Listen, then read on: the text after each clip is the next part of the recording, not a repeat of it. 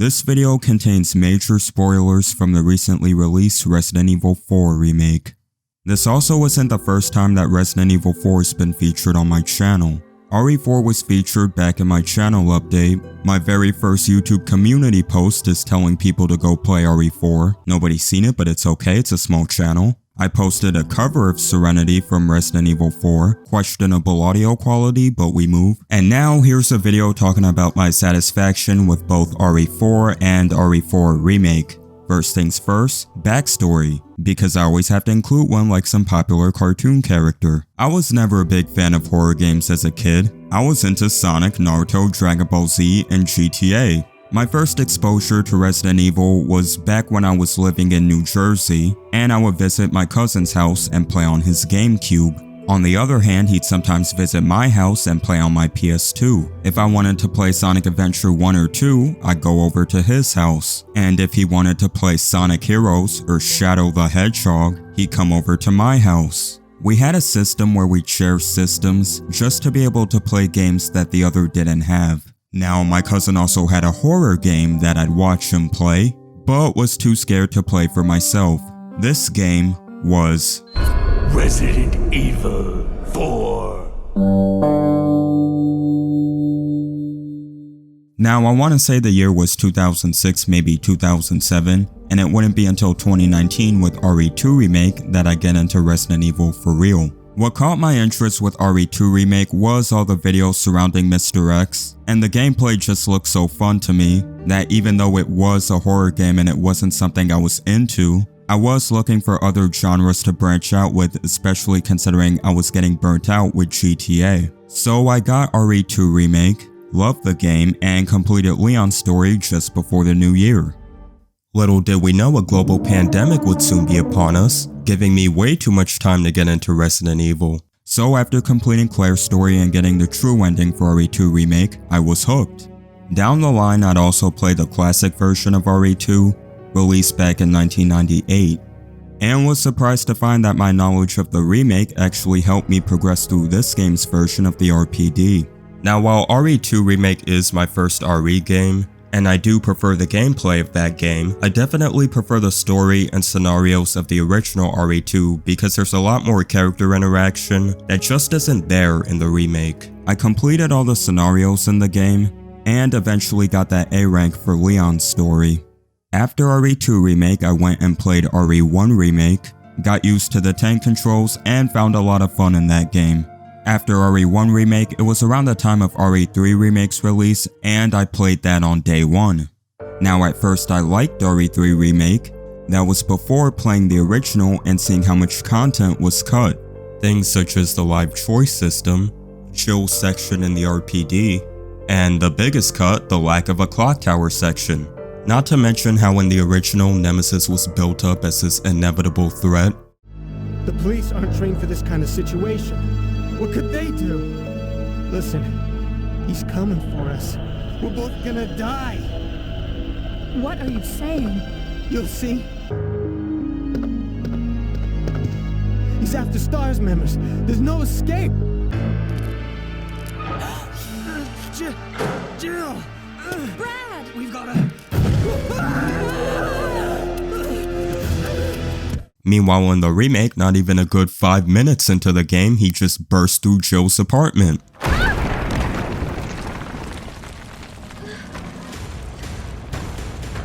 The original RE3 just offered so much more in comparison to what we got with RE3 Remake, and ever since playing that game, it's really soured my experience on replays of the remake. Yeah. Welcome, Leon. Bet you had a kick-ass first day. Even with the way RE3 Remake turned out, I was never worried about how Capcom would go about an RE4 Remake, especially considering how much more popular RE4 is in comparison to RE3. Now after RE3 Remake, I played Code Veronica, but was tempted to skip it and head straight into RE4. I stuck with it, and this game was definitely the most confusing RE game I ever played, mostly because of its map and level design. It was really easy to get lost in this game, and without a guide, I never would have completed it. So once I finished Code Veronica, Before we go any further, I want to show y'all something real quick.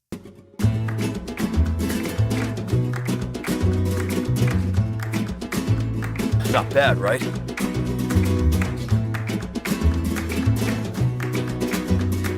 To keep things brief, I loved playing Resident Evil 4. The story, gameplay, and over-the-top action was something that I was really attracted to. And after completing the game for the first time, I was definitely sad that it was over, especially since I didn't want it to end. RE4 has become one of my favorite RE games right next to RE2 Remake, and in general one of my favorite games of all time. Now as for RE4 Remake, I'ma just let y'all know right now, I think this game is also fantastic, and if you wanna know why, stick around. I was so confident that RE4 Remake was gonna be good that I ordered the collector's edition when pre-orders went up. The art book is definitely one of my favorite things to come out of this. I like seeing how similar all of these designs are to the original, while also including some very noticeable changes. This statue also looks pretty damn good and accurate to the game. Now if the statue was like a bottle cap from the original RE4, now to quickly cover my opinions on the rest of the Resident Evil games I played. RE5 was great, fun co-op, although not enough horror and a bit too much action. And you can play as Jill in her battlesuit, which is nice cause damn. RE6 I skipped, maybe one day. RE7 was fantastic and that was a hurdle for me to get into, cause first person horror was definitely not my thing. But just like RE2 Remake, with RE7 the gameplay and atmosphere just looked so damn good that I put my fears aside and didn't let it stop me from playing a game that I thought looked fun. And RE8/Village was decent, but I definitely prefer 7 over it. Village just seemed more like a first person RE4 to me, with a similar inventory system and a merchant. What are you buying? Just something an old friend of mine used to say. He said the thing. The story just wasn't something that I could get into, but the gameplay was fun, and House Beneviento was definitely my favorite part. Alright, so Village good, but definitely not my favorite. Now that that's out of the way, it's time to talk about my satisfaction with both RE4 and RE4 Remake. Just by going through this menu, I can already tell that this game had more work put into it than RE3 Remake. Alright, I'm done bullying this game.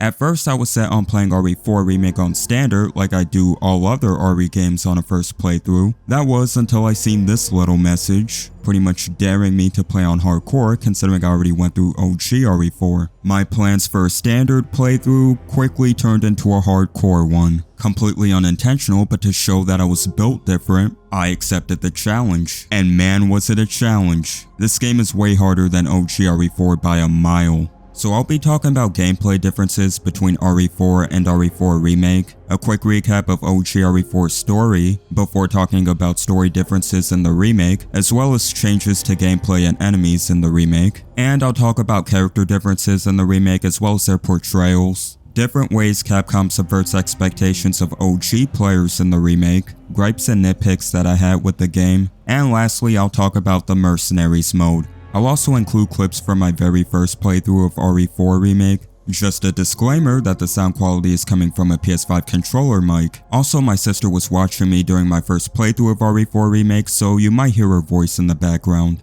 Whenever a clip from my first playthrough comes up, I'll put this type of image somewhere, just so you know.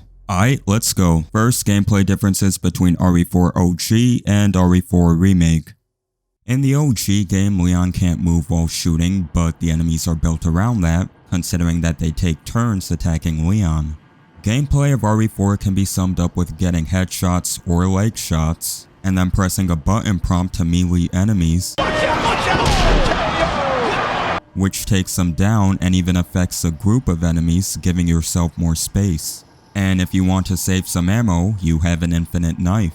This knife is also used to break brightly lit boxes across the game for items such as herbs and ammo. Oh yeah, and snakes.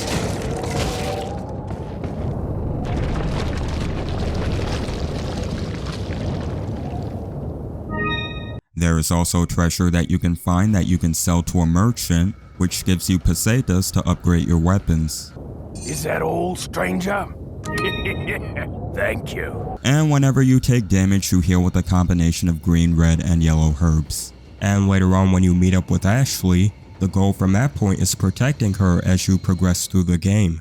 Now for the remake and things it brings back from the original. Big difference with the remake is that Leon is able to move while shooting this time, but the enemies are made quicker and more aggressive to balance it out.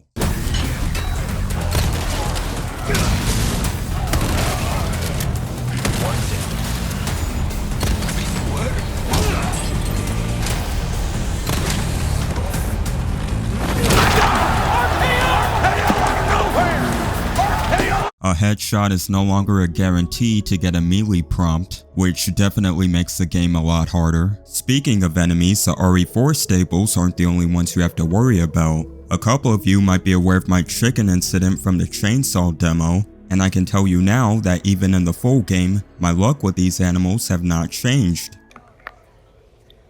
This is still hardcore, so I can't be like... Okay, we're going in the house. You know what? Nah, screw that. Here we go. Oh, god damn it.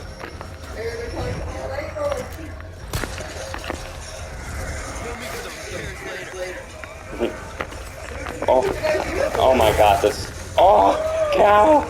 Cow? What the hell? Why? Why is the cow? Cow, you kinda saved me. It's so weird. It's on fire. I'm sorry.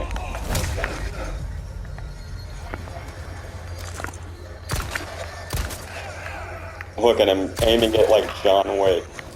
Damn. What? Okay. What the hell is your problem? There's another one in here, yep. I don't have a knife, I forget.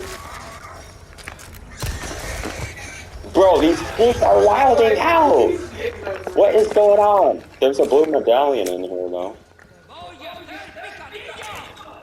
I don't have a knife, I can't. Oh, critical. In the original, when Ashley took damage, you would have to heal her, but thankfully in the remake, you don't have to set aside resources for her. Ashley! Considering that when she takes damage in the remake, all it takes is picking her right back up. You alright? Yeah, I'm fine. And sometimes she can even get up on her own. But she doesn't stick right next to you in the remake like she does in the original. In both games, inventory management is pretty much a game in itself. A game in which you move items around in order to make space for an item that you picked up. While this is still a thing in the remake does introduce the auto sort feature, which I'ma be honest I like to use, especially during speedruns. I can still play the inventory game if I feel like it, but I'm glad that auto sort is a thing that exists. The merchant's back and he's a lot more of a pirate this time around, and he has some side quests now. Doing these side quests gives you spinels, which were just another treasure in the OG, which can be traded for various stuff such as treasure, maps, case upgrades, and etc. You can even get the Punisher, which was a reward for shooting the 15 blue medallions in the original. You can also craft ammo and weapons in the remake, which means ammo drops from enemies are a lot lower in quantity this time around. The treasure system is also way better. There are now gems you can use to increase the value of certain treasures, and they're no longer locked to specific treasures like in the original. And I love this new system because it really encourages choice on saving gems for more valuable treasure later on, or using them for smaller treasures for pesetas that you might need at the moment. This system is so much better. Anytime. Well, got some rare things on. I'll buy it at He said it. Also in the remake, you can't kill the merchant now. And why would you want to anyway, you monster?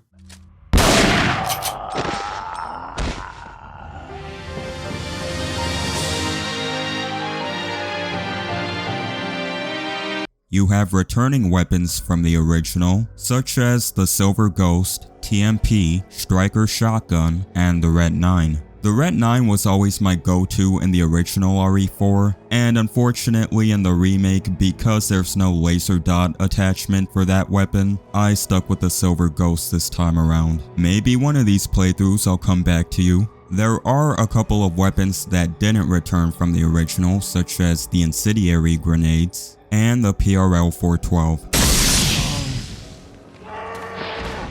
There are still situations where you can set enemies on fire if you're feeling like a pyromaniac.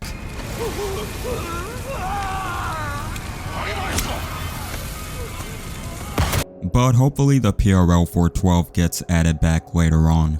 Your knife is no longer infinite with the introduction of breakable knives in the remake, and every time you do break a personal knife, you're gonna have to repair it at the merchant. Breakable boxes make a return, marked in yellow paint this time, and you don't need to use your knife to break them. Some people had a problem with this yellow paint all over RE4 Remake. I didn't really have an issue with them, but there were areas where I thought they weren't really needed. More specifically the red barrels, and that's considering red is already such a vibrant color. And whenever you see a red barrel in a video game, I think a lot of people have it in their heads that it will explode. So I think the yellow paint on top of it is kinda redundant. Then again, not really a big deal, just a small nitpick.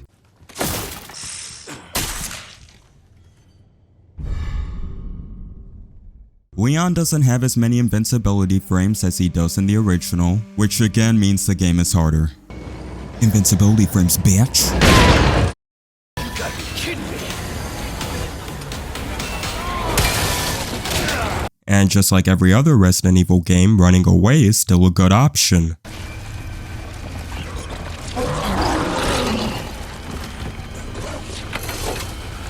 One of the biggest additions to RE4 Remake is the parry mechanic. This mechanic was a great addition given that all the enemies are faster now. You're gonna need to parry attacks if you want to avoid taking damage. I'm gonna run past these guys. They're not worth fighting.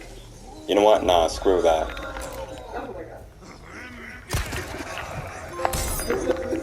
Knife basics. Ah, I was trying to parry. I was trying to perfect parry.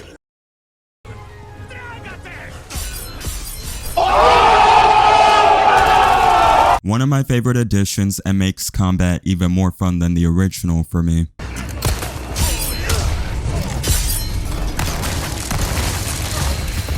Also, stealth kills are now a thing in RE4 Remake, and it's a great way to mix up the gameplay a bit, but this is Resident Evil 4, so...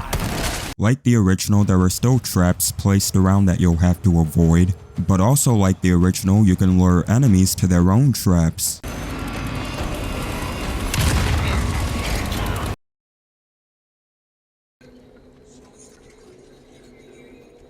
Oh, you would run away from me. Let me take you out. You son of a... Wow! Clever! They got me!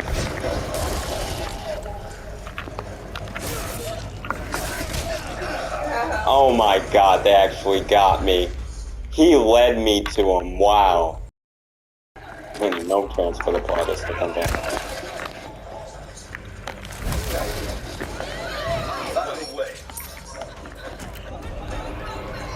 He got caught in a bear trap. Whoa. Wow. That's funny. Saved me some ammo. And while in the original, you take damage if you step into a bear trap, that's no longer the case in the remake. Although you can get ambushed by enemies if you're caught in one. There's also no more cutscene-based QTEs in RE4 Remake. Now I do say cutscene-based because in-game there are some segments where you're gonna have to mash the X button, so QTEs aren't completely gone. That being said, they're nowhere near as bad as they were in the original. Let me be clear, QTEs in the original RE4 are fine, until you play on professional. I can still remember the pain I felt in my hands trying to outrun that Salazar statue, and the game's QTEs were clearly not meant to run at 60 FPS, considering how unreasonably fast you have to button mash. After that experience, I was all for toning down QTEs in the remake, and I'm glad they did. Both versions of Resident Evil 4 have puzzles in them. That being said, the puzzles in the original were extremely easy, with the solution to one of them being 1, 2, 3, 4.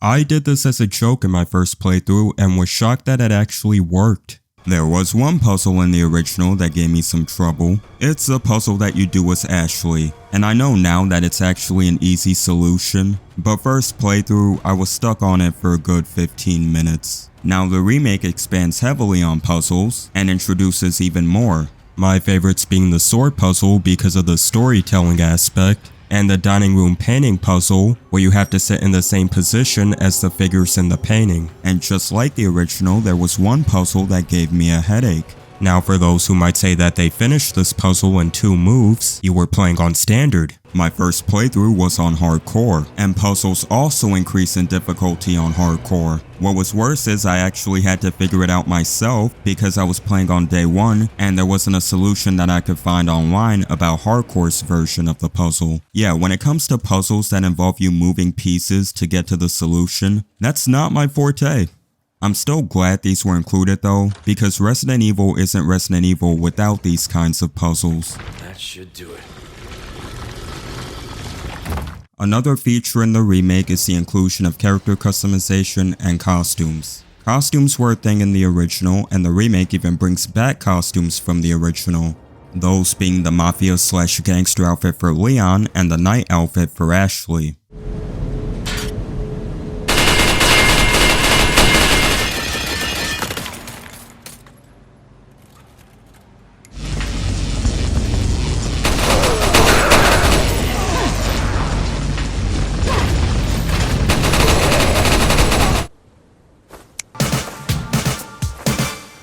There's even some new ones like the casual outfit for Leon, which is my personal favorite because it's similar to a jacket that I got in real life. The new hat, mask, and glasses option is also a neat addition because more character customization is always a fun thing to have. And some cool costume combinations can come out of it. Now I do have some gripes with the costume system in this game, but I'll talk about that later on. The shooting range is back in the remake and it far outclasses the original for me. I like how there's a lot more variety in the shooting challenges now, and for a reward, instead of bottle caps and pesetas, you get tokens this time, which you can use at this machine for charms that actually affects gameplay. That being said, the charms you get are completely RNG depending on playthrough. One way to encourage replayability, but I just completed the game for the 4th time and I still don't have the striker charm. Why do you hate me, machine? And the best part of the shooting range in the remake has to be the music, especially considering the song they brought back for it. Y'all know the one.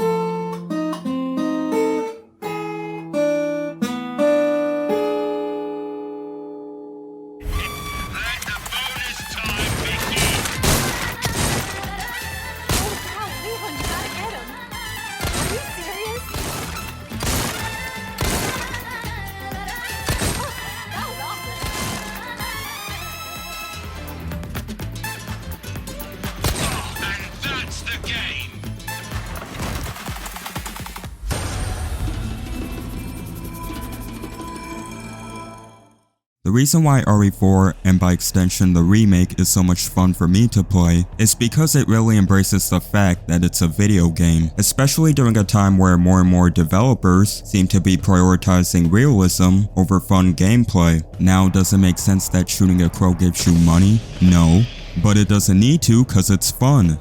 And as a video game, that's all that matters. That'll be all I talk about for gameplay regarding RE4 Remake for now, but there is still more to talk about, which I'll get into later on. That was like something you'd see at the fair. It reminds me of being a kid.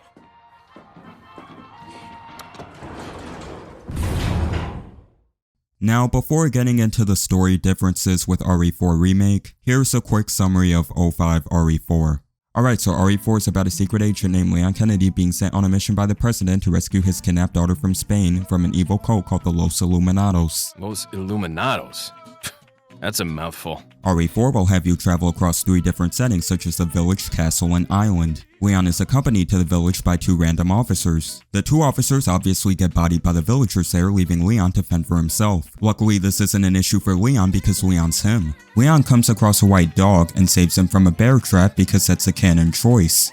In the village, Leon encounters enemies such as Ganados, dogs that aren't that dog and actually want to kill you, parasites, a crazed chainsaw man with a PhD, and 2 ladies that also have chainsaws.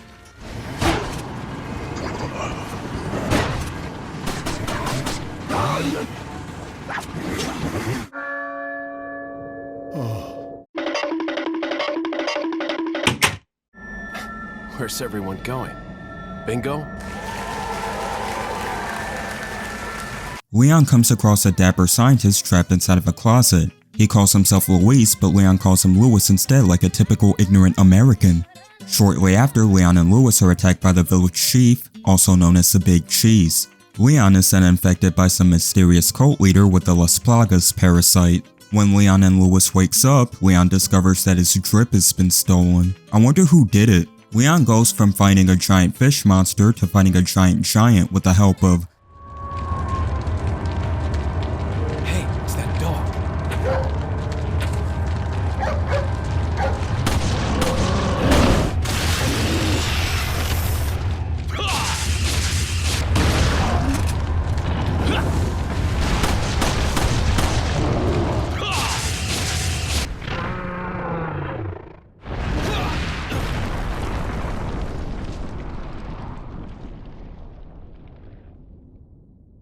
Leon eventually makes his way to the church and finds Ashley, the president's daughter, there. The two make their way out and are greeted by Osmond Sattler. What do you want?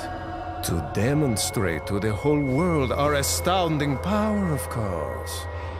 No longer will the United States think they can police the world forever. As an American, I find this funny. So, we kidnapped the president's daughter in order to give her our power and then send her back. No.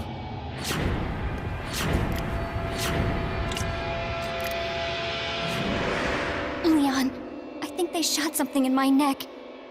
What did you do to her? Sattler lets Leon and Ashley know that he infected them with the Las Plagas, which was probably a stupid idea because it would have been more advantageous for Sattler had they not known.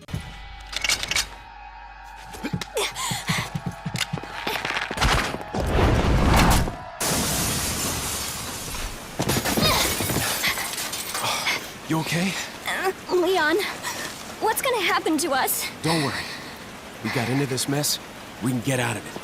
Leon and Ashley fight their way out of the village and meet with Louise inside of a cabin. Louise comments on 2 of Ashley's notable features. I see that the president's equipped his daughter with ballistics too. How rude! He's talking about her ears, guys. The 3 are then ambushed by Ganados outside of the cabin and have to fight them off. Leon eventually confronts the Big Cheese. Hasta luego.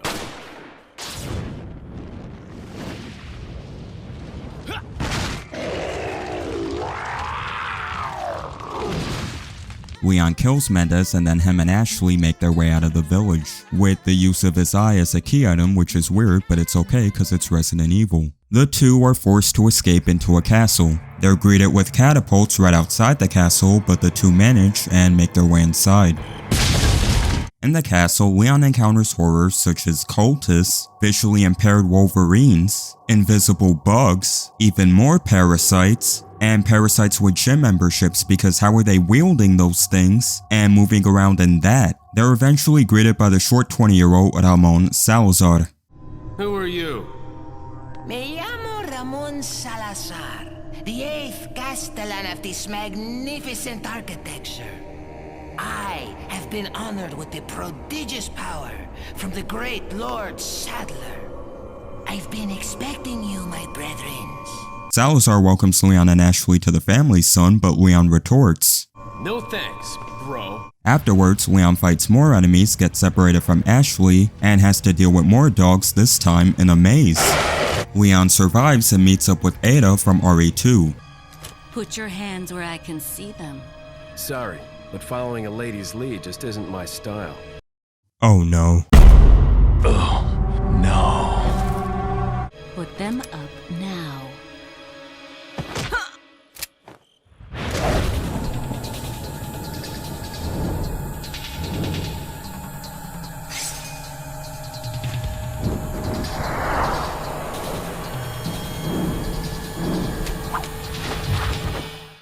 Bit of advice, try using knives next time. Works better for close encounters. They say hi, they say bye. Leon.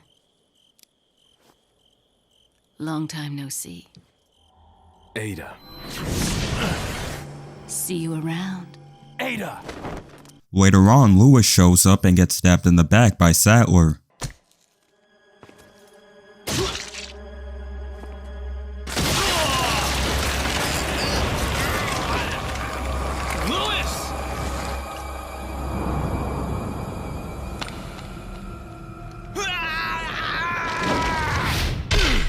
Yeah, not much screen time.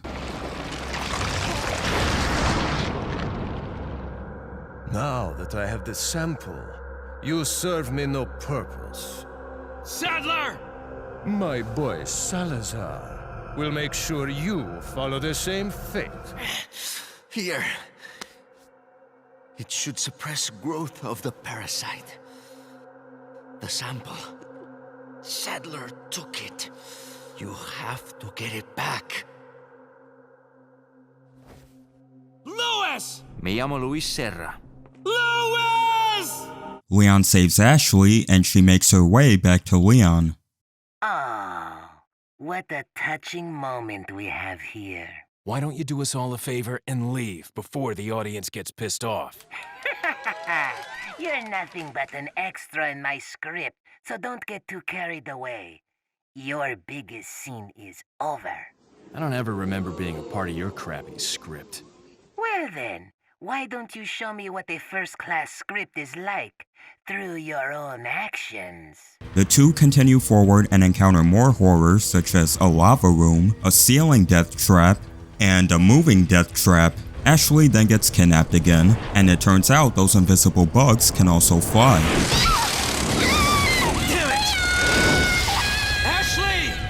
Leon presses forward and has to deal with not one, but two Garradors.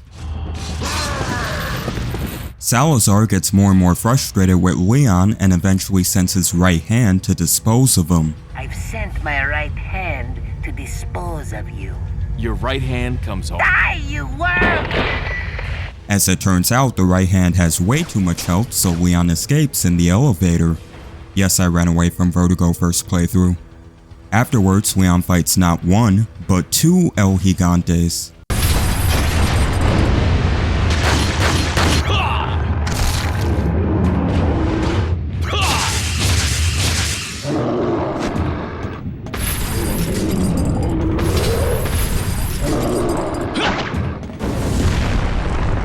And shortly after that, Leon has to deal with even more annoying bugs, and quickly realizes it's not worth it, so he hits the switches instead. Leon continues forward. Let's try that again. Leon continues forward, encountering even more enemies, more death traps, and goes on a very fun minecart ride. Soon after, Leon finds himself running away from a robot. She will join us, become one of us. This is no ritual. It's terrorism. Isn't that a popular word these days? Games referencing world events will never not be funny. Finding his way up to Salazar, and being told that Ashley was moved over to the island instead. Ah, you just missed her. The ritual is over. She left with my men to an island. What?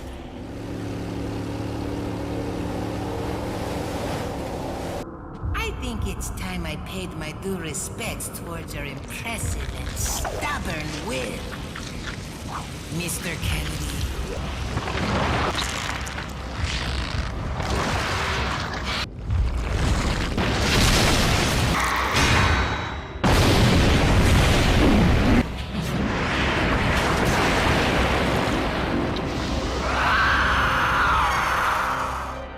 Monsters. Guess after this, there'll be one less to worry about. Leon fights Salazar and realizes how annoying he is. Why are there parasites down here? I did the QTE and still took damage. Moving on. Leon finds Ada on a boat and the two head for the island. Got some business to take care of. See you later.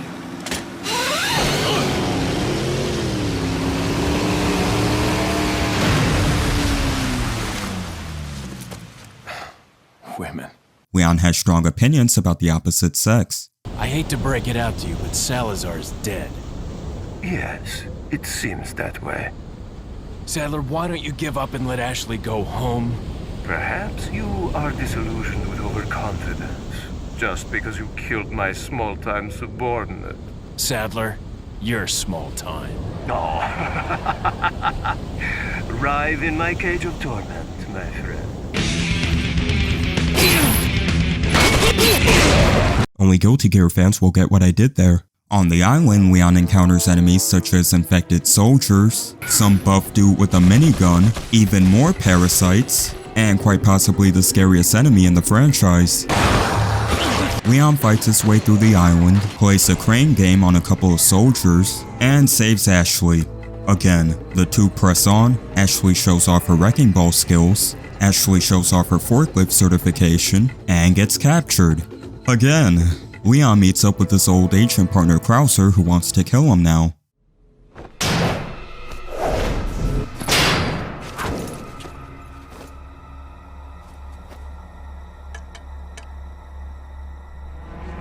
Been a long time, comrade. Krauser, you're the one who kidnapped Ashley. You got on quick.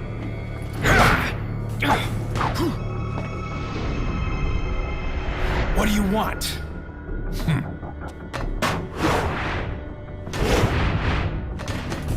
The sample Sadler developed, that's all.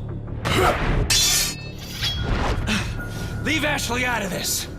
Oh, I needed her to buy Sadler's trust in me. Like you, I'm American.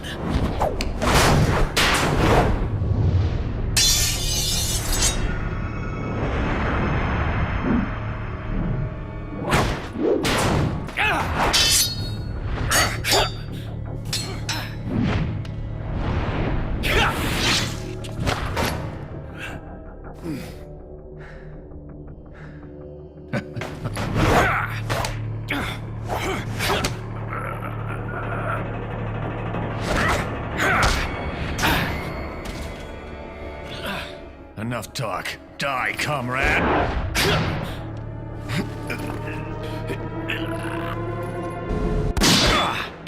Leon survives the attack due to Ada's interference. Afterwards, Leon dodges lasers, but we don't question it cause it's cool. Leon then fights some forgettable monster, and soon faces off with Krauser. So, you two are all hooked up now, is that it? Where's Ashley? Do you really want to know? She's beyond that gate. But you'll need 3 insignias to open it. There's one in the north, and the other in the east. And let me guess, you got the last one. It pretty much means you're on a tight leash. Sounds like you thought this one out pretty well.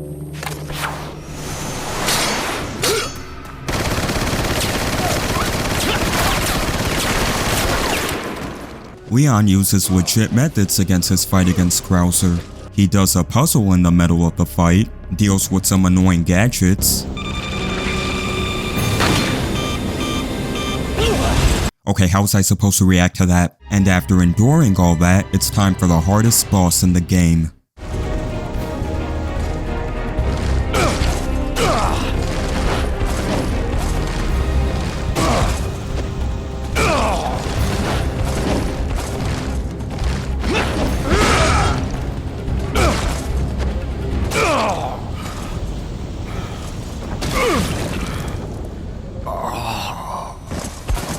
Leon kills Krauser and moves on. Or maybe it was Ada that killed Krauser in separate ways, but it gets kinda confusing here, so I'ma forget about it. That's a large thing you have there.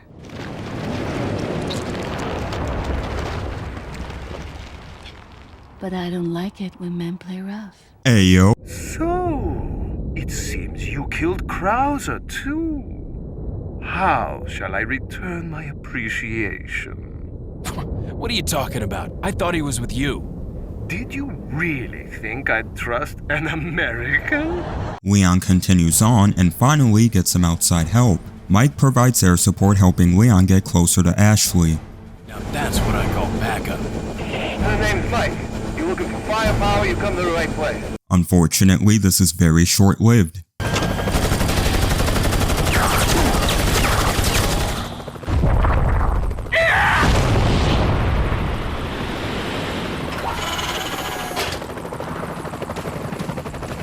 Thanks. When we get out of here, drinks are on me. Yeah, hey, I know a good bar.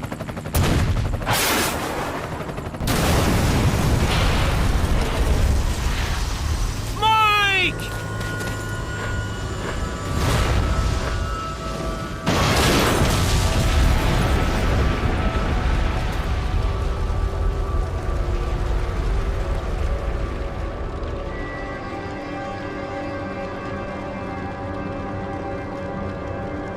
I'll make sure you're the next to go, Sadler. Sometime later, Leon's infection takes a hold on him, causing him to choke Ada. Leon, you okay? Yeah.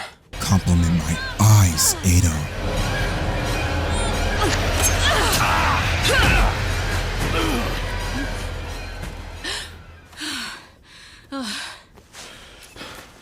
Sorry, Ada.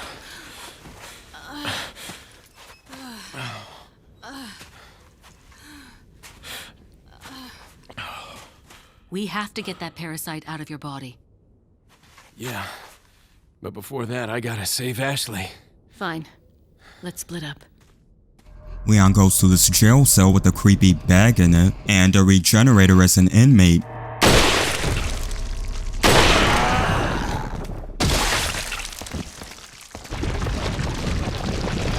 After that encounter, Leon deals with one last wave of soldiers before making his way to Ashley. You'll soon harbor an awesome power.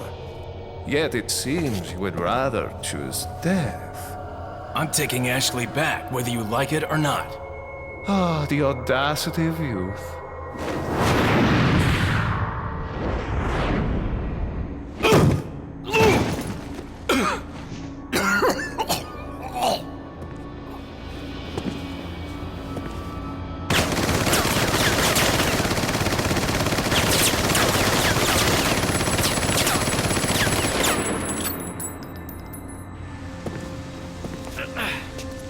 Leon, now! Ada helps defend Leon and Ashley from Sattler, while the two go and remove the Plaga from their body.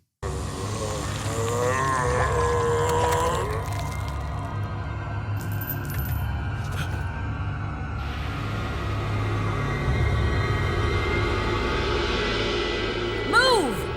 Let's go!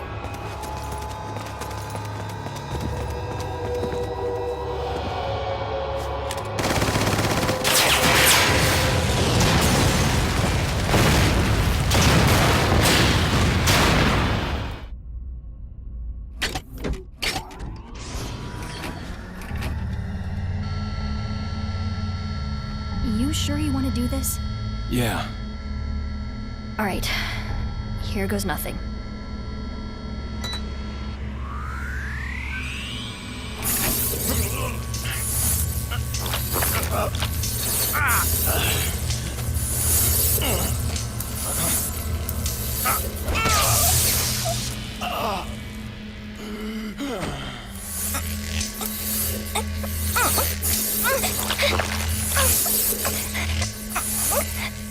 I know I'm not the only one that thinks this sounds weird out of context. After using the machine, the two are finally free from the infection. You okay?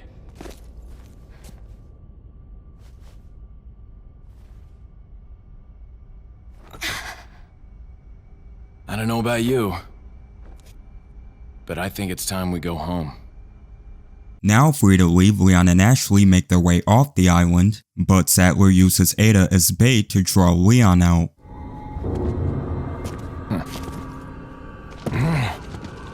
Better try a new trick, cause that one's getting old. You okay? I've been better. Leon saves Ada and faces off against Sattler using everything he's got.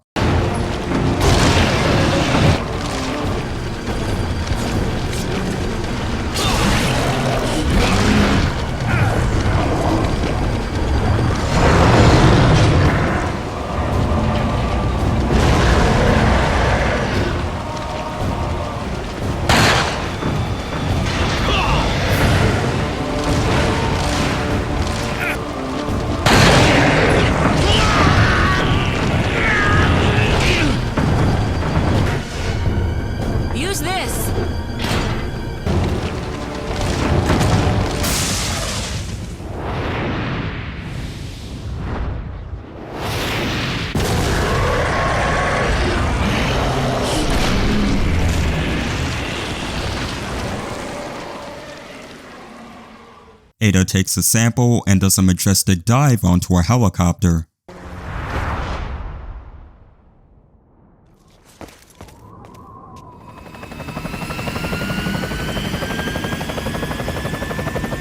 Don't worry, I'll take good care of it. And she also rigs the island to blow, because this is Resident Evil and things always explode at the end of the game.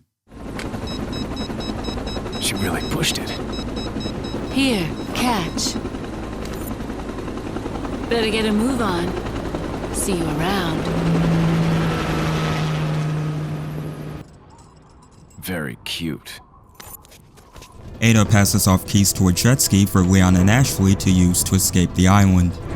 Leon! We have to get off this island now. It's gonna blow any minute. It's gonna what? Hang on, sweetheart.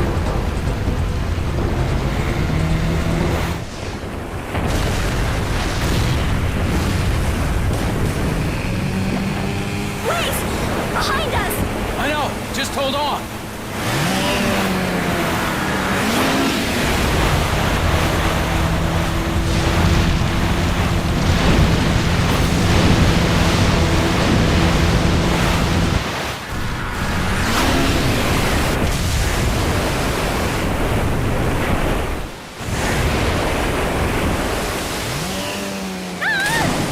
The island explodes with the three making their escape. Leon! Come on. Let's go home. Sounds like a great idea. Mission accomplished. Right, Leon? Not quite. I still have to get you home safe. So, after you take me back to my place, how about we do some, overtime? No.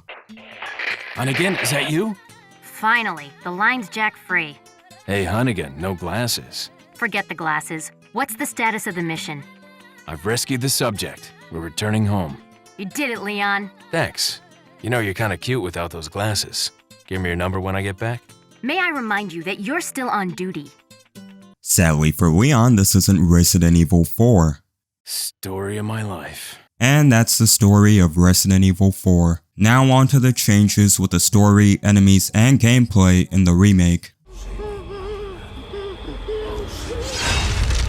So the remake starts out pretty much the same as the original, showing scenes from RE2 Remake. It's fall of 2004, so while I'm watching Dragon Ball on VHS, Leon and the boys are listening to the radio. I said we play, you do or you die. You have no time, so look at my eyes. My shadows, I know you can believe. So tell me, Yankee, why did you come to this horrible place? As close to nowhere that I've ever seen. Let's just say, looking for someone. First change I noticed is that Leon doesn't tell the officers exactly who he's looking for, which is kinda sad because later on these officers die without ever knowing. Also, Leon tries communicating with the villager in Spanish this time. Busco a un policía. Vino aquí? And I'm pretty sure Capcom only did this to go against that one meme in which Leon's depicted as a psychopath for breaking into an innocent Spaniard's house and speaking English to him. This remake seems to cater towards people who've already played the original, given that the ganado that Leon kicks is revealed to be infected with a plaga. The Las Plagas is weak against light and light-based weapons such as flashbangs and the PRL-412. It's also why in the original, the plagas aren't revealed until it's nighttime. In the original, there was a sense of mystery with these villagers that had you wondering why they acted the way they did. But the remake forgoes that in order to add a new plaga enemy type instead, in which the plaga isn't fully exposed to avoid the light, but it's just conscious enough to control the host that's already dead. As a returning player, fantastic addition. The three stages of plaga that were in the original return here in the remake. The first stage in the remake behaves pretty similarly to the one in the original, with its twisty slicing and dicing attack. The second stage plaga still has its one-hit kill from the original, but it can also climb on ceilings like Spider-Man now. No food for you. And lastly, the third stage Plaga still separates itself from the host and attacks you. Oh, type 3. Damn! Ew! Ew! Get away from me! Yo, ew! But it can also attach to and puppeteer other zealots that might be nearby.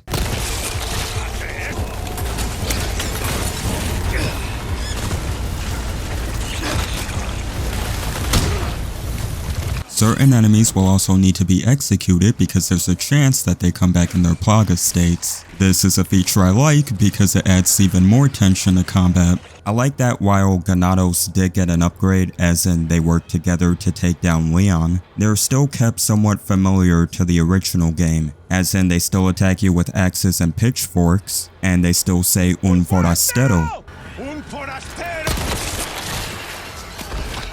Oddly enough, one of these Ganados look like Hector Salamanca from Breaking Bad or Better Call Saul. The beginning village battle I found to be just as intense as it was in the original, and I'm glad to see that being familiar with the village in the original game can actually be an advantage for playing the section in the remake.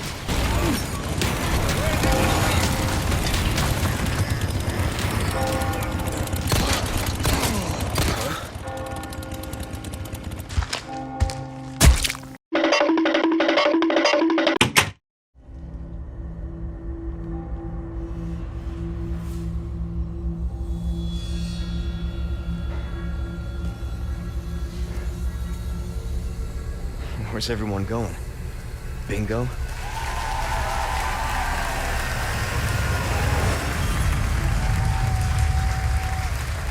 The best part of the game for me was seeing what stayed the same and what changes were made. Oh yeah, I recognize this. This is where you shoot the blue medallions too. And there's a typewriter, yeah. The village area was always my favorite section in the original RE4, so I'm glad it was expanded here. I like the addition of the cowhead man, and I love how they managed to keep the chainsaw man Dr. Salvador just as threatening as he was in the OG. Joder, not this guy. Who are you? Okay, stop right there.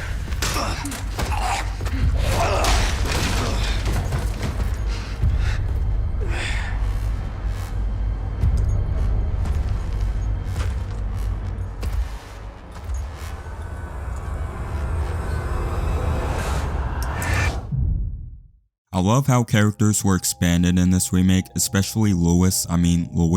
Leon actually pronounces it correctly this time. I heard it from this guy I met. Said his name is Luis Serra. And I'll get more into specifics about characters later on in this video.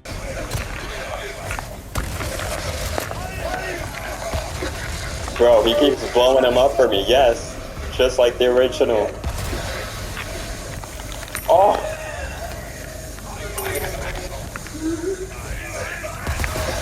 Oh my god, this is so good.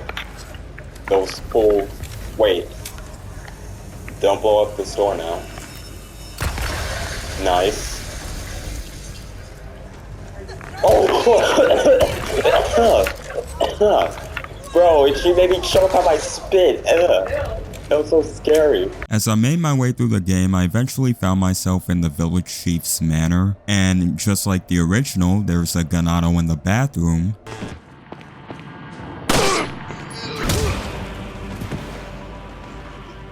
And an egg in the oven. Also, Mendez might be even more intimidating now. This is where I get ambushed, right? Yep. Damn. Why does he have a hat? Ah. He looks so much more threatening. He's like Mr. X. Bro. Oh, he's choking me. Does it almost feel like nothing's changed at all? Oh, yep. His eyes. Ada! Yes! Remember the original? Oh, look. Oh, come on. I wanted to... Wait. She's wearing something. It's not the red dress, but it's looking... Bro, they didn't show her lower half at all in the trailers. same blood. Bro, Ada just... My blood? Chapter end. Yep, and he called it. Now, Capcom tried to have everybody believe that they killed off that dog in the remake. I didn't buy it. Alright. What? The dog! You hear it! Oh, God. Yes! Look! You were alive! Look at that! I love this game. Yeah, they didn't kill it. Pet it, please. Let me pet you. Okay. No, come back. Take care of yourself, buddy. Aw. Welcome back. Yeah. Welcome back. I knew it. Yeah. Red herring. He said you too, huh? Oh, god damn it. Bro, are you serious? Del Lago and its boss fight remains pretty much the same as the original, but the soundtrack of the remake's Del Lago boss fight is so good. In the remake, Leon isn't able to be knocked off the boat this time, which also means no swimming QTE.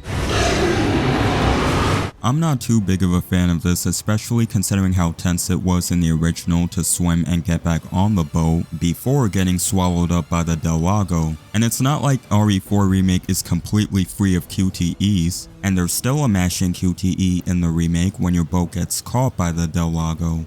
Other than that, things pretty much remain the same, and if it ain't broke...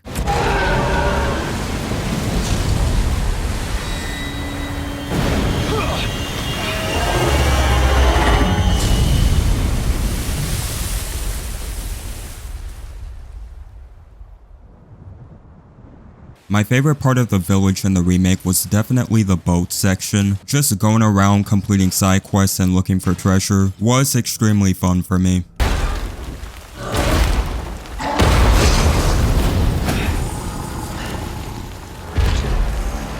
Jesus Christ!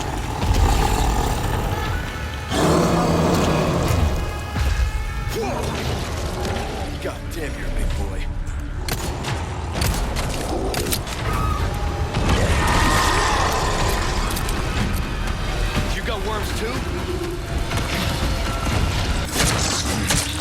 That dog has a cooler cutscene now, and I'm glad that Leon thanks him this time.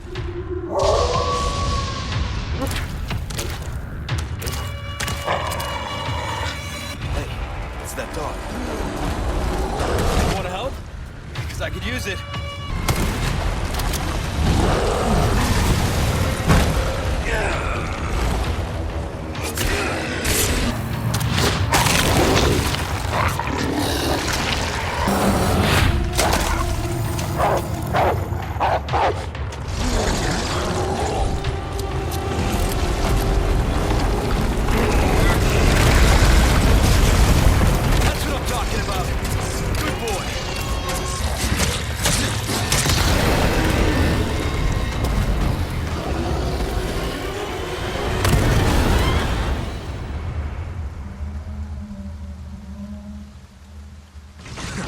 God damn.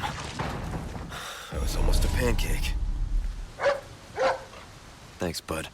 Such a good boy. Ashley's a lot more likable in the remake, and I'll get into more why in the character section. Instead of Michael baying out of the church like the original, the remake goes for a more grounded and realistic trust fall. The cabin scene removes the ballistics line, but given the urgency of the situation they're in, it would have felt kind of forced if it was included here this time. At least we still got game time. Okay, it's game time. The cabin section is a lot more chaotic here than it was in the original, but that's okay cause Luis is our boy and he's got her back.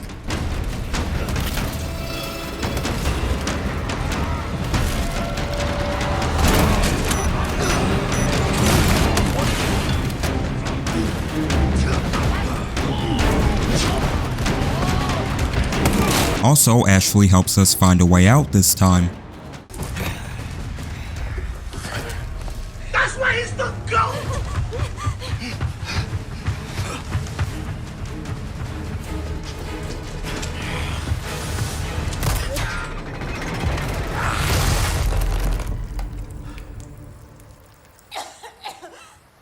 Ashley. What's happening to me?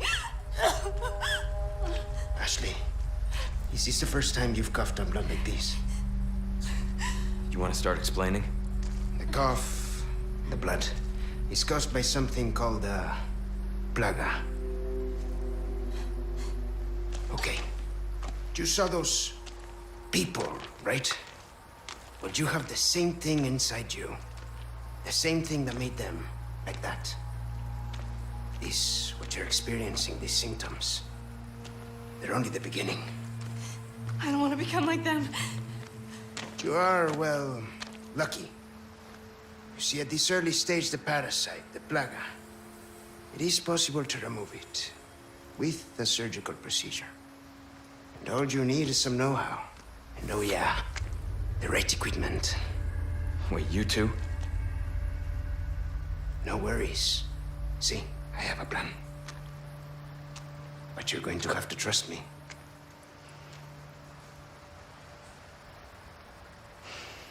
Bella's sisters are no longer optional, but I'm okay with it.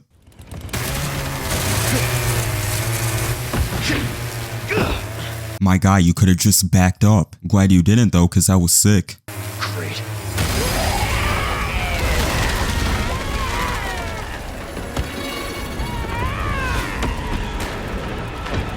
Sorry, didn't realize that was yours.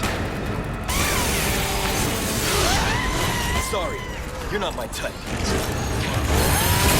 This new Mendez section was a nice addition, cause it shows just how intimidating Mendez is.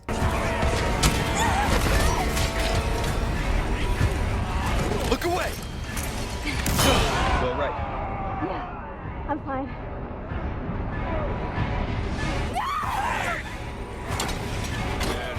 This way! And as for his boss itself, it's pretty much the same as the original, but I found it more fun and engaging here. Ashley, run! Okay. Hasta luego. God, I thank you for your gift. You want to get ugly? Let's get ugly. Also, Leon has backflips during this boss, which makes it better by comparison.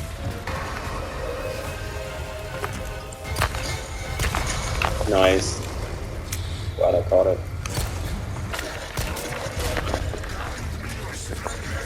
Yes. Okay. Oh, I was stuck in the fire. Oh my god, I'm weak.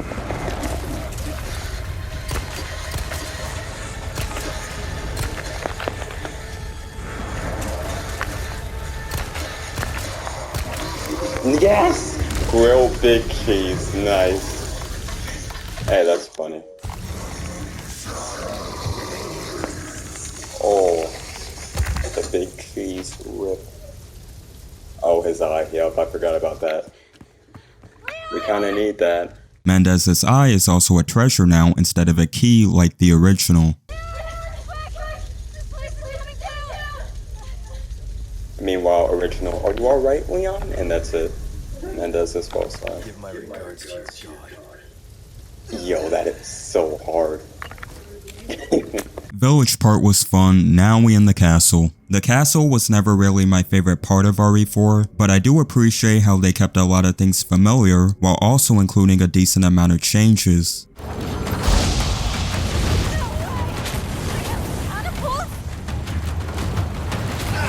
Ashley!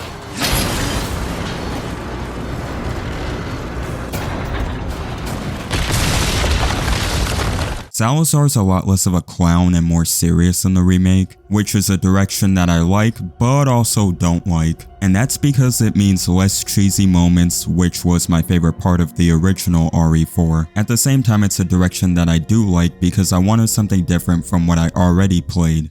I would like you to hand the girl there over to me. Now. Yeah, fat chance, Ramon. The girl's just fine. With me. In other words, no thanks, bro. An addition that I like in this game is how realistically Ashley responds to what Leon does, considering in the original RE4, Ashley doesn't comment on any of Leon's actions at all. Meanwhile, the remake takes a perfect opportunity to mention the crazy stuff that Leon is doing, such as commanding Ashley to get into a locker. Stay here. What? Okay. Or jumping on chandeliers. Leon, what are you doing? Don't even think about trying this yourself. Me? As if. Leon, are you kidding me? Jumping across chandeliers, seriously, who does that? What are you, my mother? What was that? Did they keep animals down here or something? Garradors were done well in this remake too. This enemy type relies on hearing rather than seeing, and there's now an audio cue in the game soundtrack that lets you know if you've alerted a Garrador, which is a great inclusion.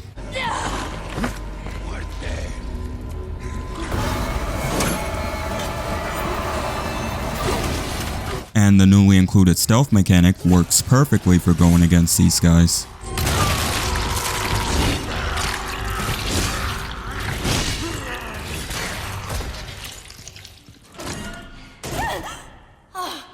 It's you. What happened down there? Nothing. You were right about the animals, though. Seeing Waterhall brought back some PTSD, but I already went through that hell in the original, so it wasn't that bad. I did it! Okay, get back here!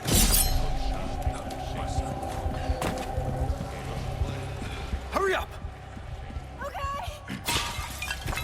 And I love how they did the separation scene in the remake, where Ashley's controlled by the Plaga, which causes the separation, unlike the original where Ashley just cartoonishly stumbles into a trap. You alright? I'm fine! Leave me alone! Ashley, wait!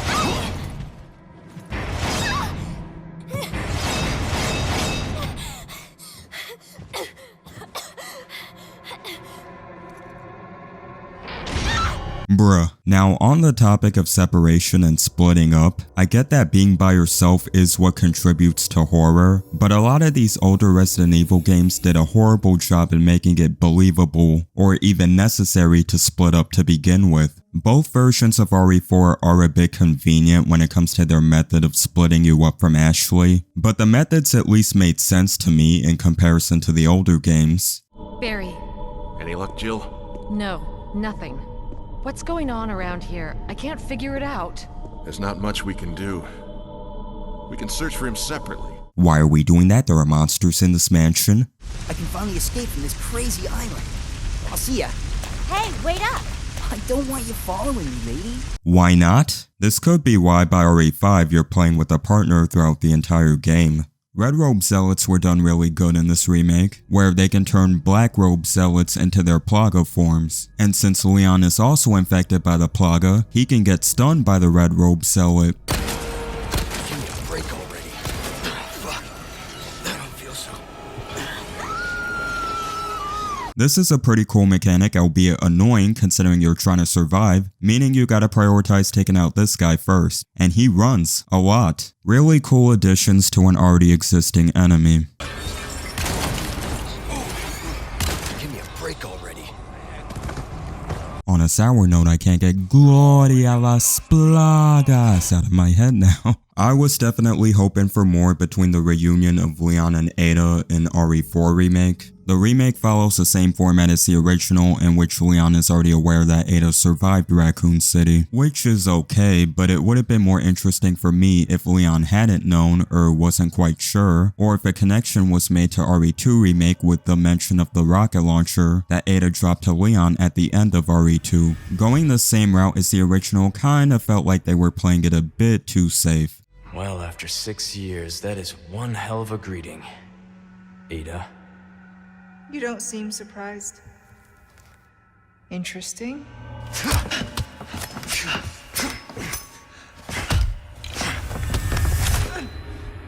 Try using knives next time. Better for close encounters. Leon still has good advice about knives. The new inclusion of the castle battlements area, where an El Gigante is throwing rocks at you, was such a great addition, especially because that's nowhere to be seen in the original. Although this El Gigante kinda reminds me of the Beast Titan. AOT fans know.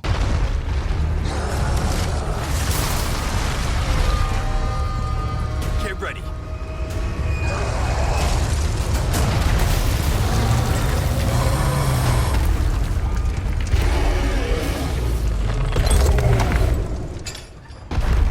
Adios, you son of a bitch.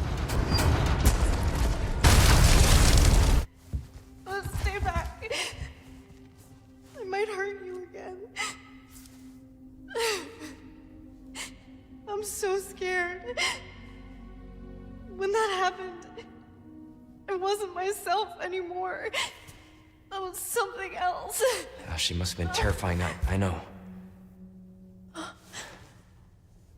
You too?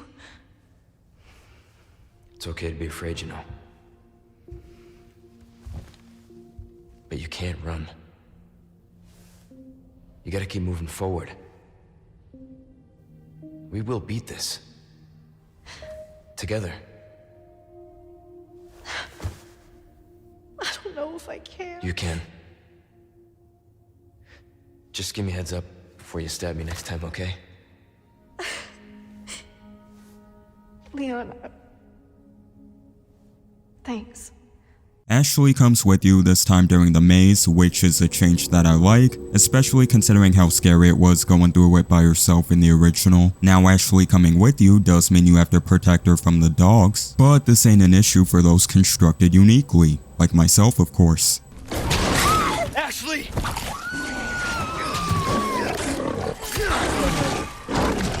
okay? What can I say? Dogs like me. This bit in the castle was fantastic because it really reminded me of RE1, where you're going to separate rooms and solving side objectives in order to complete a main objective in the main hall. Huh. The dining hall. Eat here? No thanks. Ashley, you were one word away. Another returning feature from the original is the tram system that acts as a fast travel in the castle. Not the most exciting thing, but still glad it made it in. You don't get carsick or anything, do you? You're about to find out.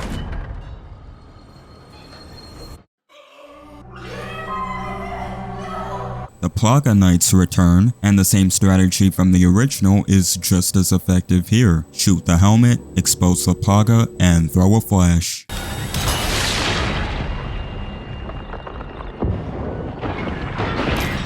Ashley's section was also expanded and it's pretty horrifying. What now? Oh, wow. Good night. Stay still. Damn, don't grab me, his hand. I do not consent. I know it. Bro, her scream. God damn. Nope, we are not going that way. Good look at me.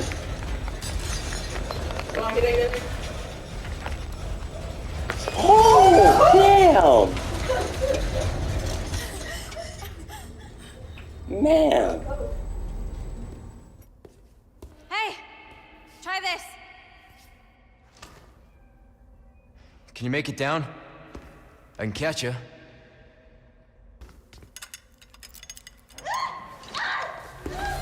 Ashley!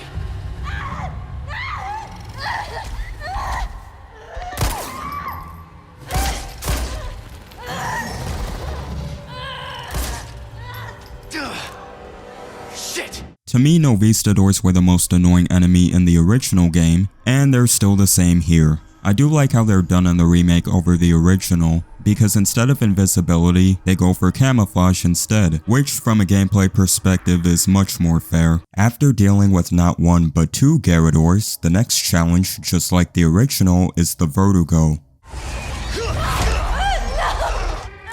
Do not resist, my dear. It serves only to make you suffer all the worse. Please, please. You sick!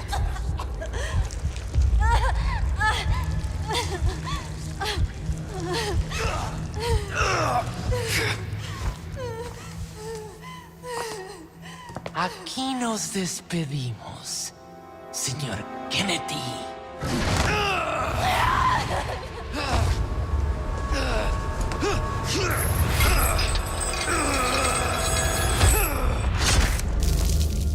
Except now in the remake, before you deal with them, you have to go through this new area called the Depths and fight off Navistadors who want to splash around in the water.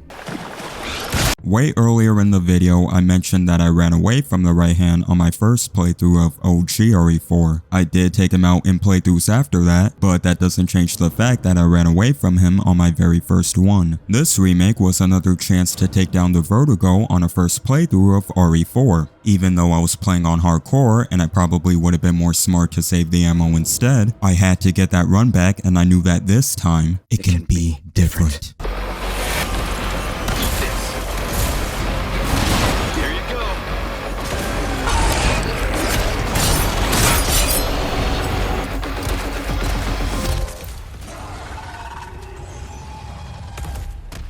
Finally, some peace and quiet.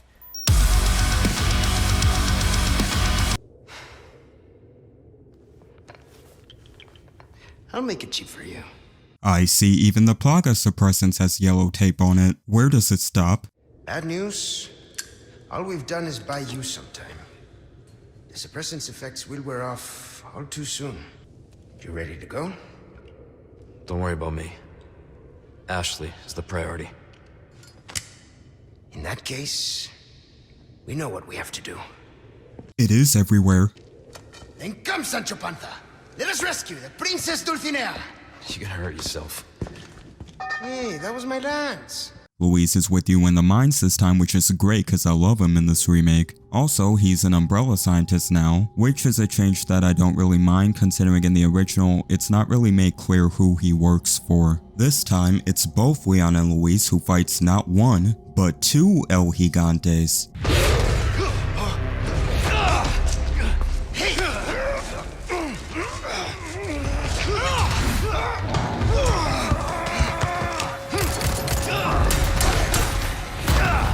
Now you owe me. Luis, heads up! Now we're even. Here it goes!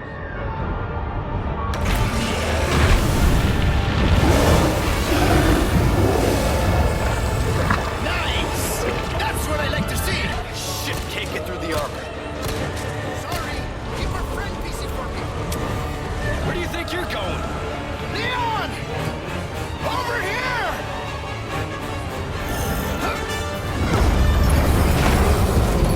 Delivery!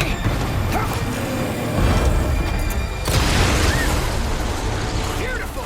Just as planned. All right, let's finish this guy off.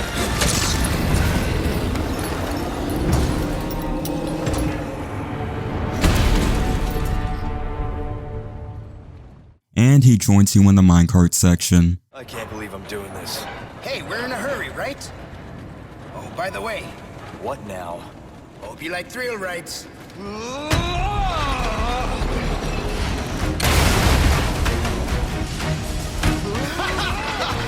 This is kind of fun. More parts. Left turn. Hey, the cart's tipping over. Shit, this thing's gonna flip.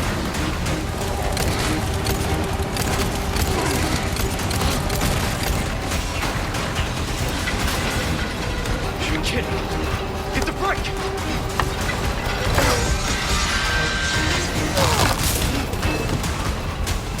What? Are you serious? Jump!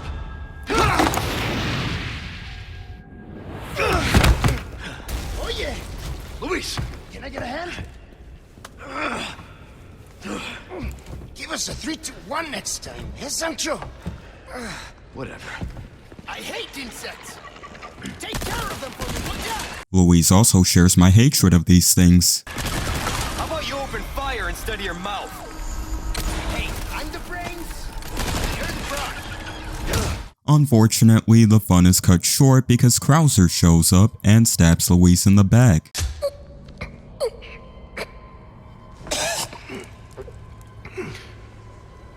Louise!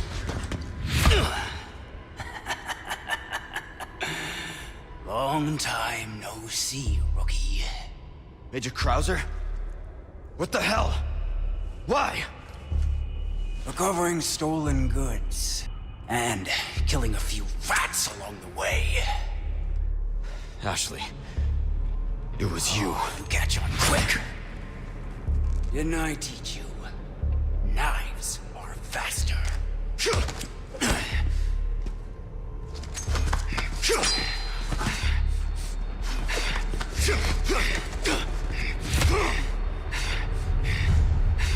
Not good.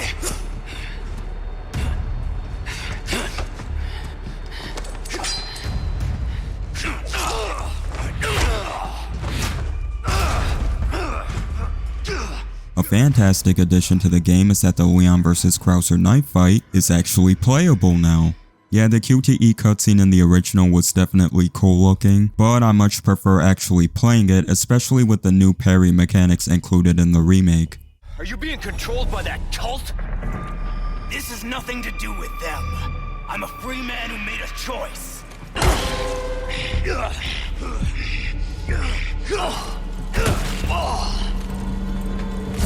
Soldier like you!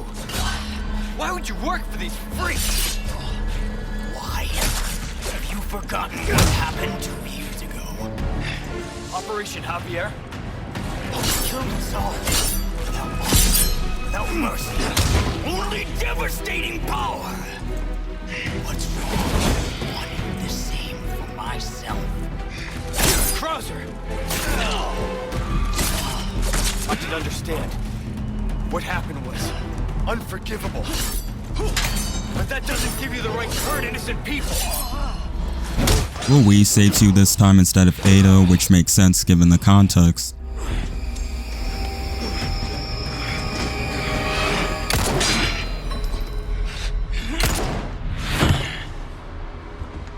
Enough play, rookie. You haven't changed a damn bit. What a disappointment.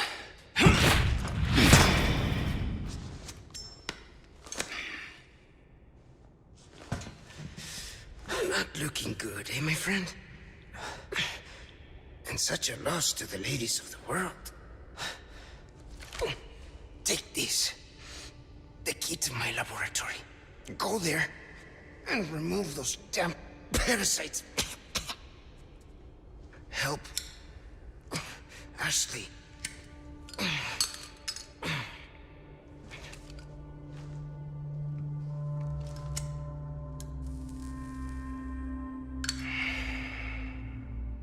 You know, I led a pretty shitty life.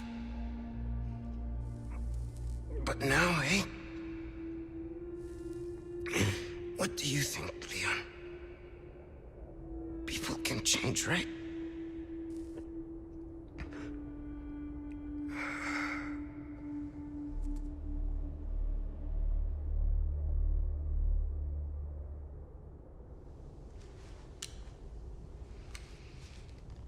I'm sad now. Afterwards, you meet up with Salazar in a familiar room, and there goes that Salazar statue from the original, now being used as a makeshift flamethrower. I see a flaw in its design. After reaching the top of the clock tower, you head down to the room where Salazar lies in wait. Yes, I did die to this first playthrough. Anyway, boss time.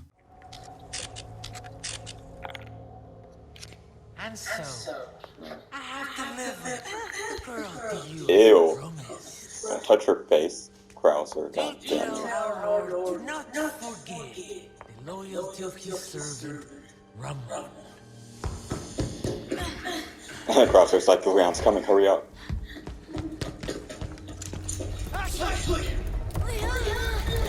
The infection, man, that black stuff that made her shrink. Probably sped it up.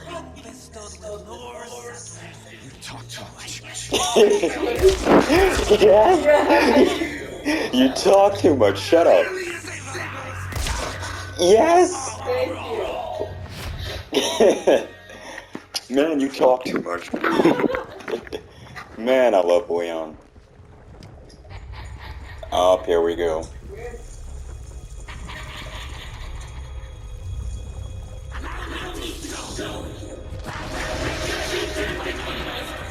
Here we go.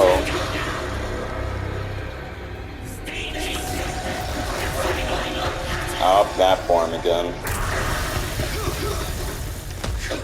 Do not drink that. This boss isn't as annoying as the original, as in there's no more Plaga monsters chasing you on the lower level anymore, but there's still some annoyances like the random acid bubbles that can cause damage. A few deaths were had but still managed to pull through, and I definitely prefer this version of the Salazar boss.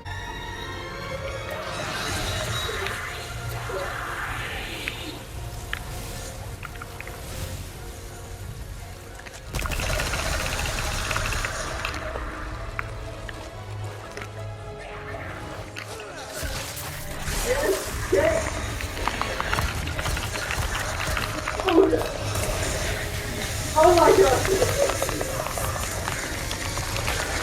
God damn! I know. Oh yeah! Oh, no, like...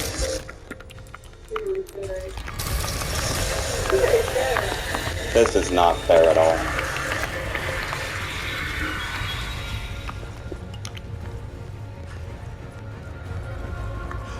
That whole bit was so weird.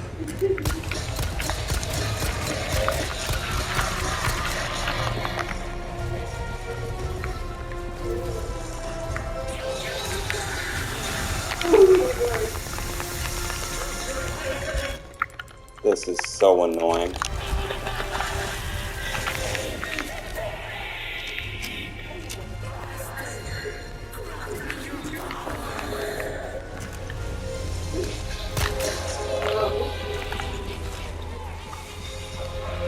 Oh, he's fucking writhing. God damn it.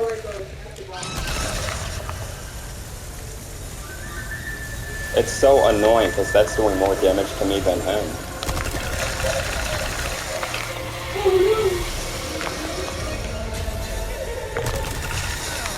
What? Yes!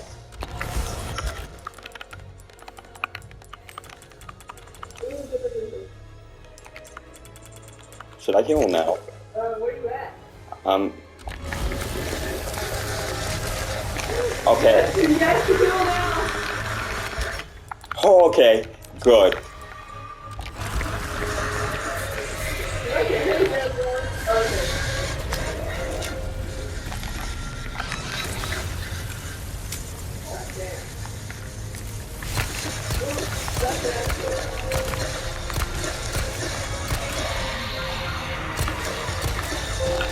Yes! No thanks, bro! Yes!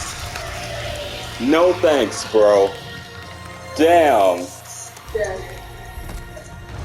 Ah, that was so annoying. Worst boss. No rocket launcher too, man. Ugh.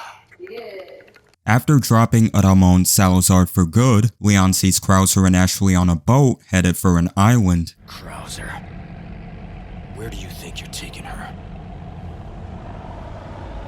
Now, because I'm playing on hardcore, of course I'm greeted by some knights on my way out.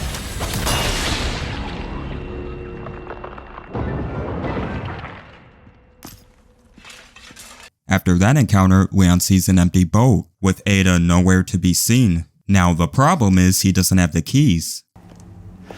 Looking for something? And now we dive into the island.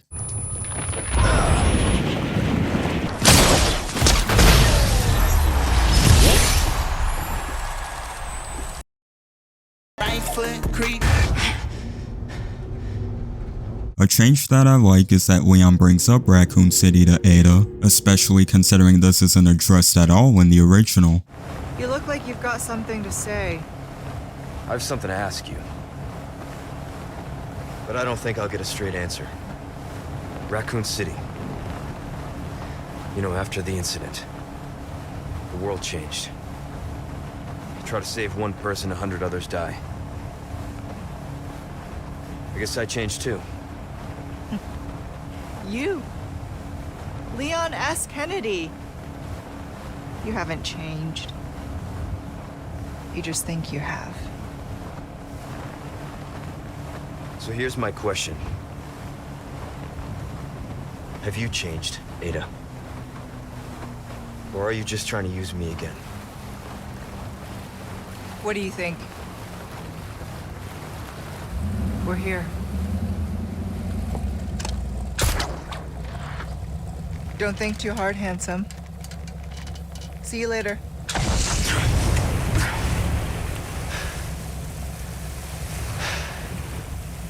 Story of my life. No, Leon, that line's for the end of the game. What are you doing? You're supposed to say, Women. The machine gun puzzle on the island replaces the reflector puzzle from the original. Also, I didn't really like the reflector puzzle in the original, and that's because there would be times where I'd have to go back to a reflector and readjust it because I didn't place it properly enough. So yeah, new one good.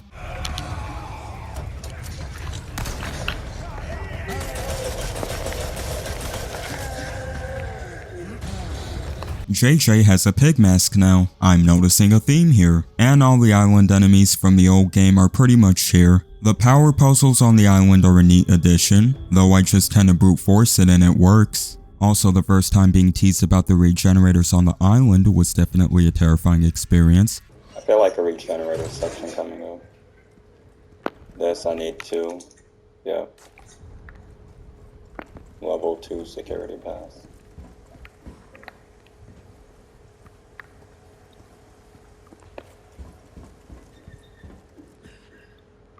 Okay. What are you trying to set up, game?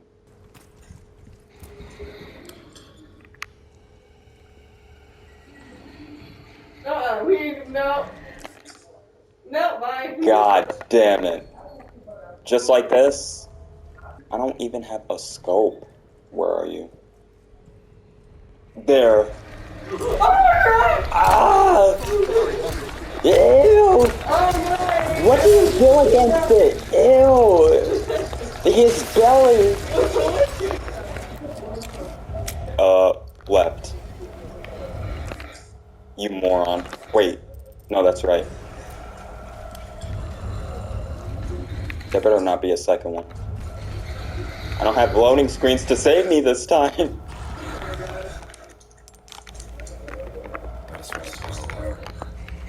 Are you serious? Oh no! Bro, what? Bro, his eyes glow in the dark. Power. I was just in that room too. Power control level. He just walked through the door. Okay.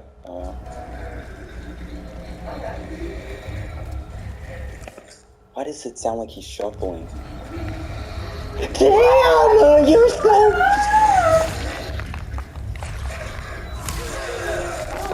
Did I switch it? Did I not do it?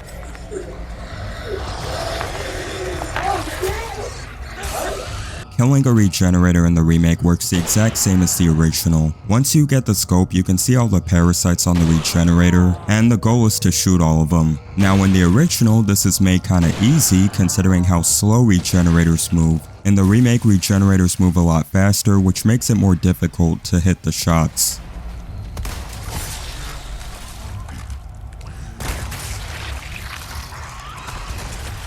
Not to mention in the remake, regenerators will drop on the floor and move around with their belly, making it even harder to hit their parasite. This was something they can do in the original, but only if you shot off their legs. Now that's no longer a requirement.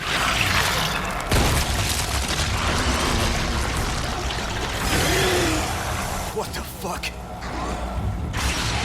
Die, you stubborn son of a bitch. I also like that this remake shows that the Iron Maiden enemy is a natural progression from the regenerator.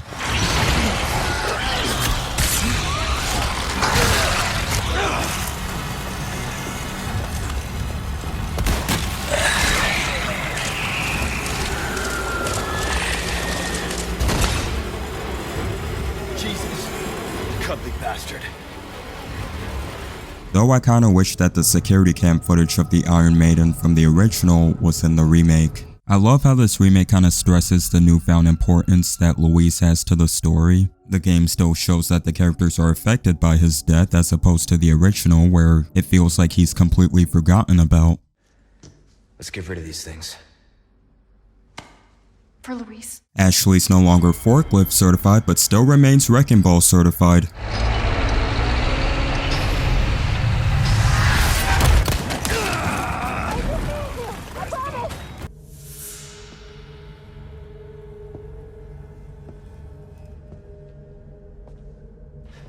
Prostrate yourself. This is our holy body. Our divine providence ensued. Such profound blessing for all. Los Plaga. Welcome, my children.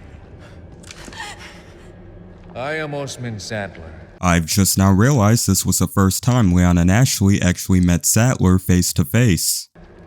The speaker for our Lord. Tell someone who gives a shit. Foolish lambs. Why do you deny grace? Now, abandon your body. Obey. Obey the voice of our Lord.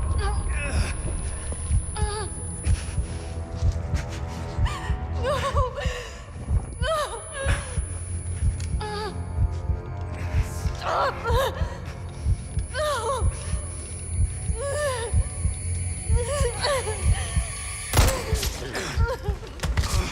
Sweet child, do not resist.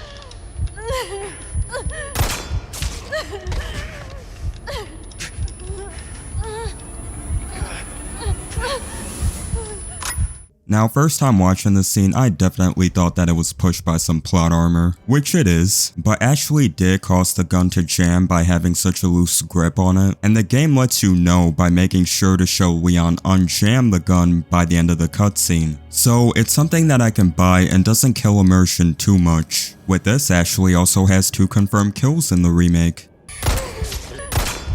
Operation Javier is used as a driving force to why Krauser joined the Los Illuminados. This is a direction that works for me because it makes the events of RE4 a lot more personal for him. That being said, some scenes of Operation Javier in the remake would have been nice. At the same time, Krauser seems to have no connection with Ada or Wesker at all in this remake, which isn't really a change that I like, because that cuts out some potential character interaction. Then again, Separate Ways might expand on this, so I'ma wait. Move out and draw fire, soldier!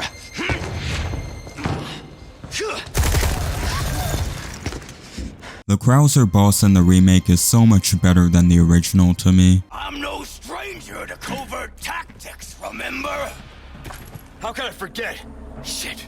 Sadly, you can't exploit Krauser with a door or a knife anymore. This remake really sets out to make it harder than the original. I love a good hunt. Still alive, huh? You got lucky. And I just love the music used in that fight. The Reaper comes for cowards and the careless alike. Which are you? I don't know. Guess I'll ask and see. That's long moving like that. You've really gone all out for me. You shouldn't have. Anything to make the pretty boy feel special. You and I have chosen different paths. All that's left now is to settle this the old-fashioned way. I was thinking the same thing, Krauser.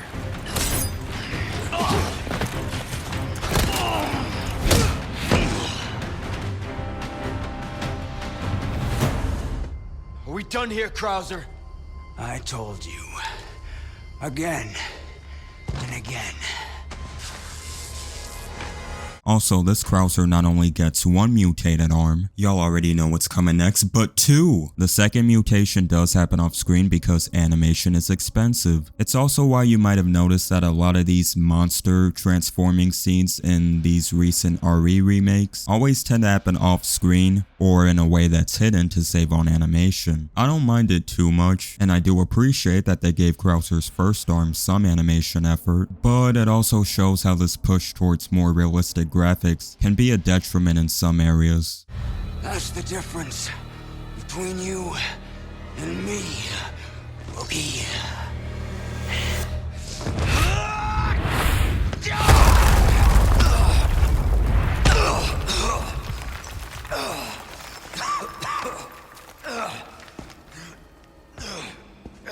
Time to finish your training. Congratulations on your newfound faith. Faith is for the weak. Only power is real. You're not getting away. I can't wait to see you ride.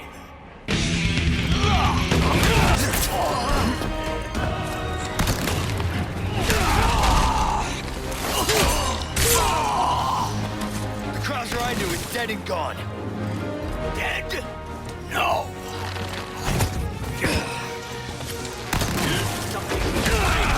Then he was. Here's what real power feels.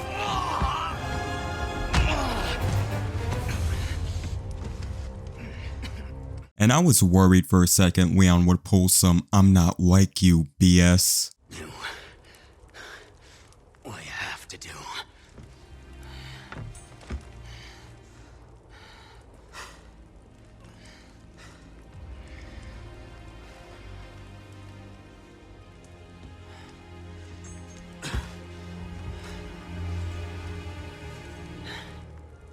That's right.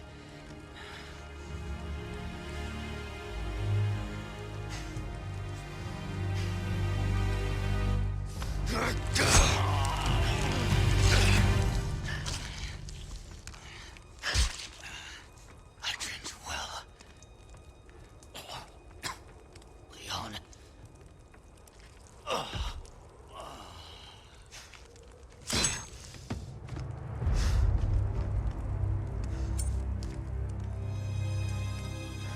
That you did, Major. That you did. This is a character that actually knows how to finish the job, unlike some others.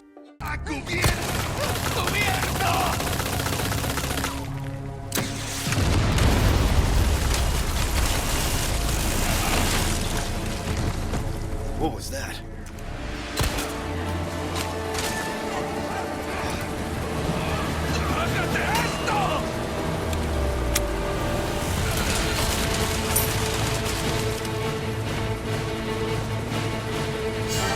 Sorry, bad traffic.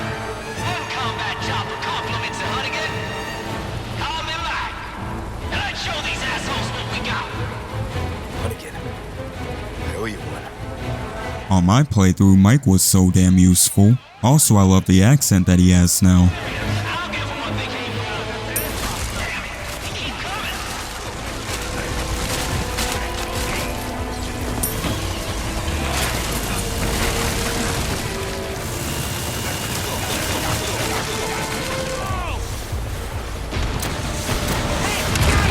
What can I say? I never been. Unfortunately, we all know how this ends, except this time instead of getting blown up by a rocket launcher, his helicopter is destroyed by a swarm of Novistadors. What? Damn it!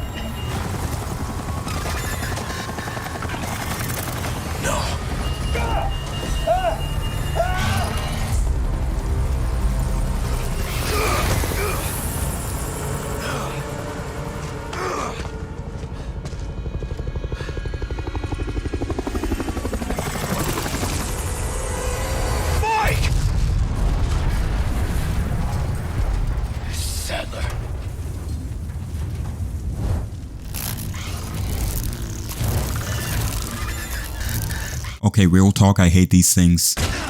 And they even expanded on that one jail cell room in the OG game that only had a single regenerator in it. I thought that room was creepy enough, but clearly Capcom didn't think so.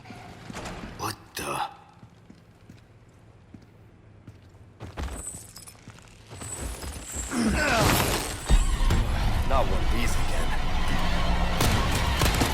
Now you've got to navigate around bags full of regenerators, turn a wheel, and get back as fast as you can through a gate that's closing, without shaking the bags too much and letting a regenerator out.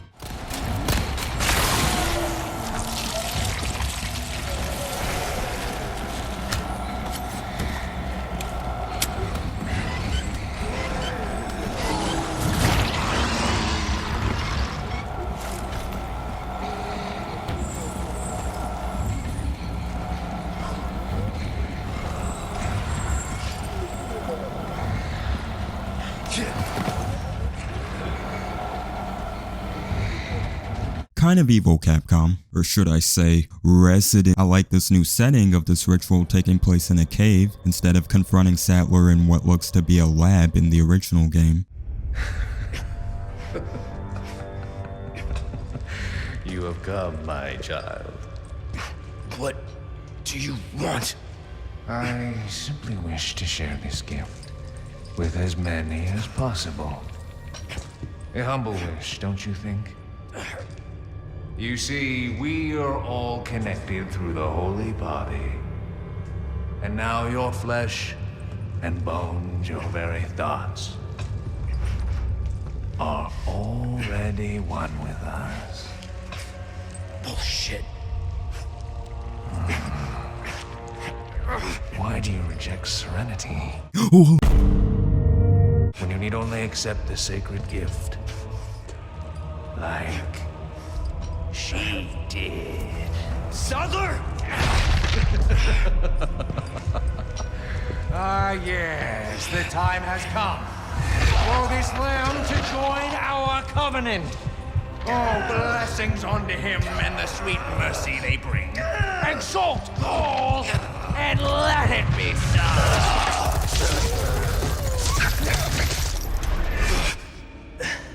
Leon! Go!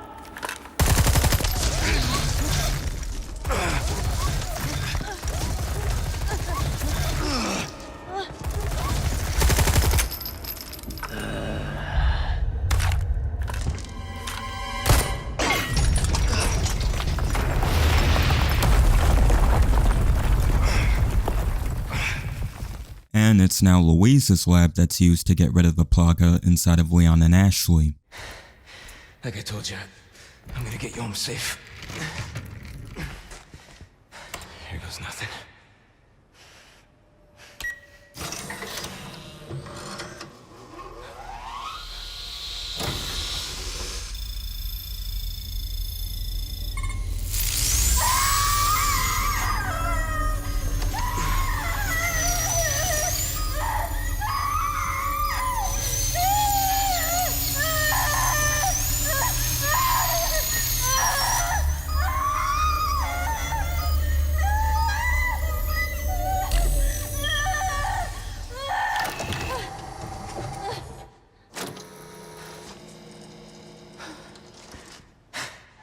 Something I like that the remake does is that it stresses the severity of both Leon and Ashley's infection. In the original, there were some scenes that shown the effects of the Plaga on both Leon and Ashley, but there wasn't really a sense of urgency like there is in the remake. The remake stresses the severity not only in cutscene but also gameplay, going back to before with the Red Robe Zealot and its stunning ability due to the Plaga that both Leon and Ashley have, and during gameplay if you compare Leon at the beginning of the game in comparison to right near the end, you can visibly see the infection getting stronger. It's this type of emphasis on the infection that I was hoping they would include before the game even came out, and I like the way it was done here. Ada!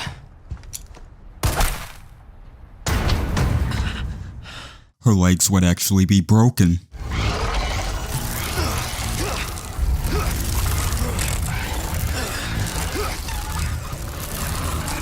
Sadler! Oh shit, here we go again.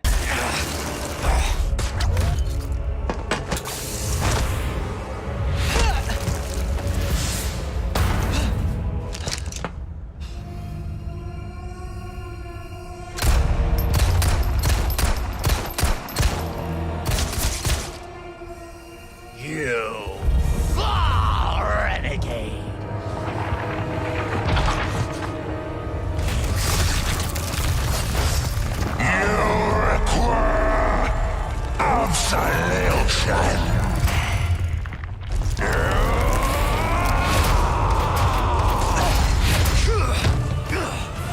The final boss against Sattler kinda plays the same as the original, except for the fact he has no Vistadors with him now. I died a lot to Sattler during my first playthrough. I was even contemplating buying the rocket launcher, but I chose not to. Hell, throughout my entire playthrough I didn't even use the rocket launcher, but there were times when I thought about it. I was running on empty with no heals left and very little ammo to work with, and I was excited at first taking down Sattler.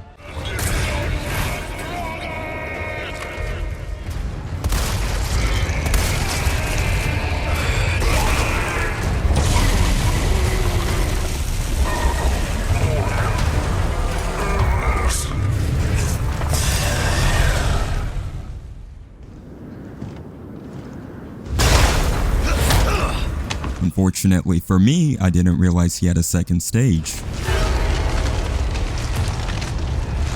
I'm getting sick of your shit.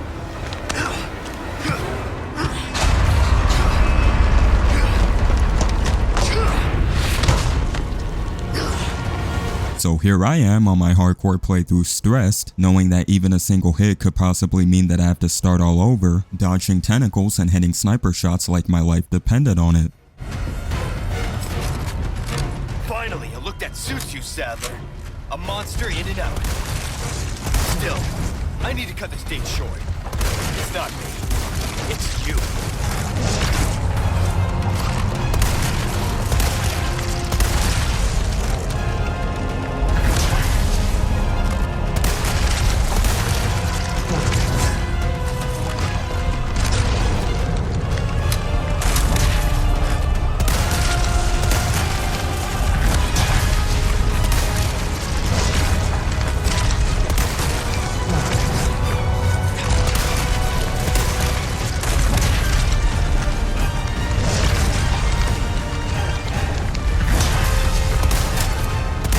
And I can't even explain how fast my heart was beating when Ada dropped that rocket launcher.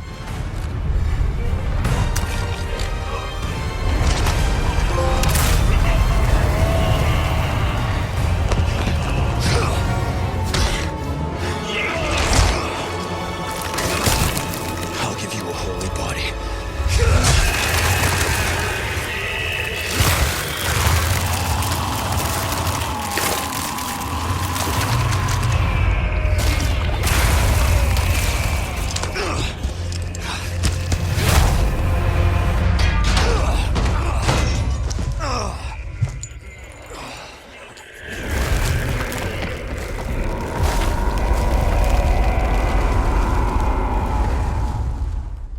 A new addition to the story that I like is that Ada offers Leon a ride on the helicopter. It really adds on to the idea that she's not completely detached.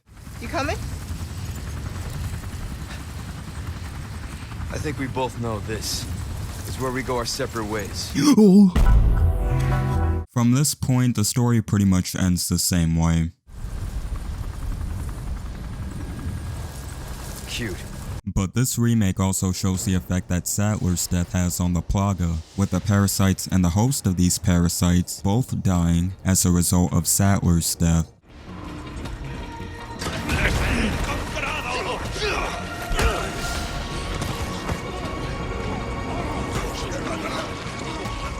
not attacking. What's going on? They're nothing now their master's gone. It's over for them. I just love how the remake goes out of its way to answer a lot of questions that weren't answered in the original. And of course that final jet ski escape sequence makes its return here, and with better controls and maneuverability, along with a better environment that you pass through as the island is exploding, and having the ability to do tricks for pesetas, a returning feature from OG RE4. You like thrill rides? I love them! You're gonna love this!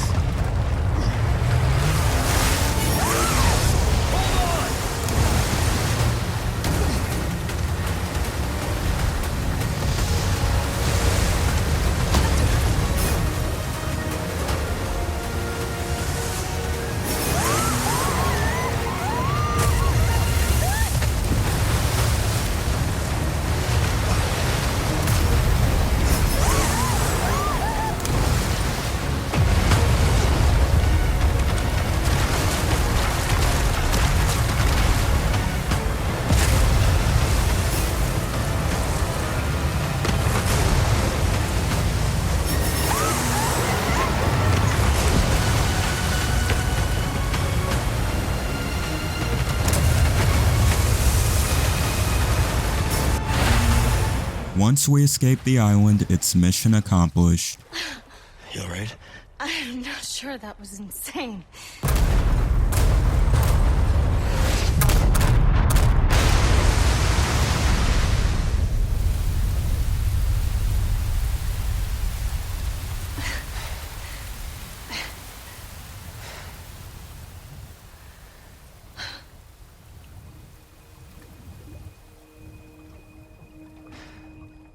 Mission accomplished, right? Mission accomplished. When you're home safe. Thank you for saving me. Don't mention it. You know, I could put in a word with my dad. Have you assigned to my detail, if you're interested. Sounds like overtime with extra steps. Yes. You don't need me. You proved you could handle yourself. Even if you could use a lesson in knife safety. Come on. Let's go home.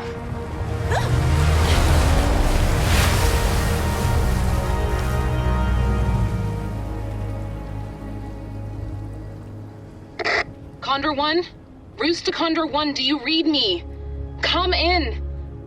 I said come in, is this thing even on? Leon! Leon, are you and Ashley alright? Where are you? Come on! And the way the credit scene was done in the remake was perfect for me, bringing back that familiar tune, along with the tragic story of how the villagers got infected by the plaga. It's not shown through drawings this time, but through photo, which I thought was a cool alternate. Post-credit scene I liked because it clearly shows that Ada's not a complete villain. I've obtained the amber. Excellent. Just one question. What are you planning to do with this? I do not pay you to ask questions. All you need to know is a new dawn is breaking. 100 will give their lives so that just one may live. I am expediting that change. Also, Albert Wesker, does that mean RE5 remake confirmed? So, we're talking millions of casualties. Billions. How ambitious.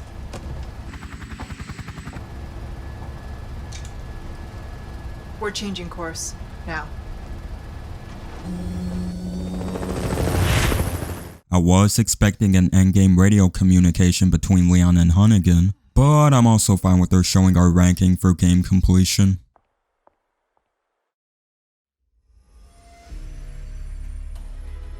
Good work.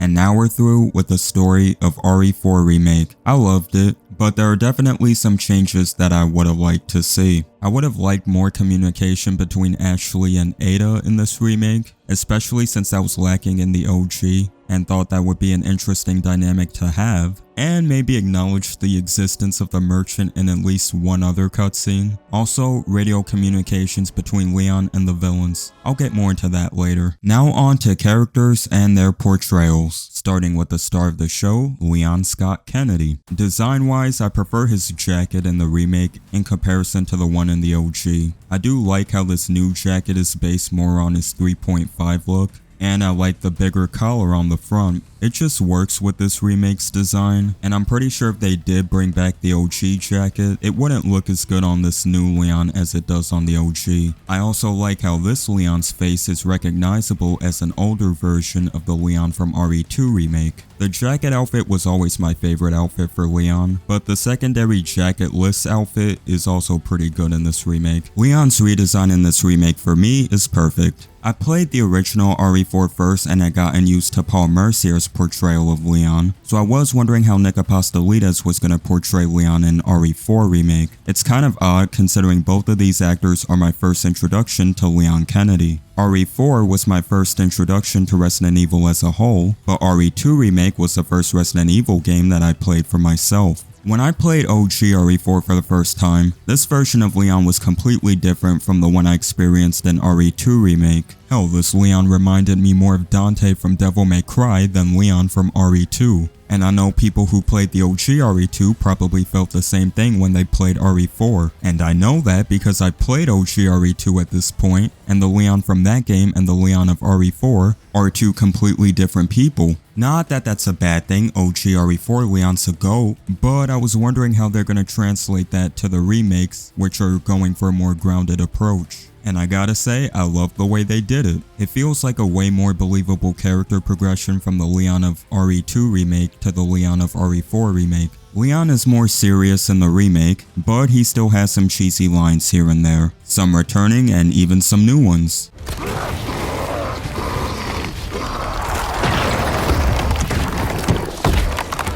Guess your tap dancing days are over.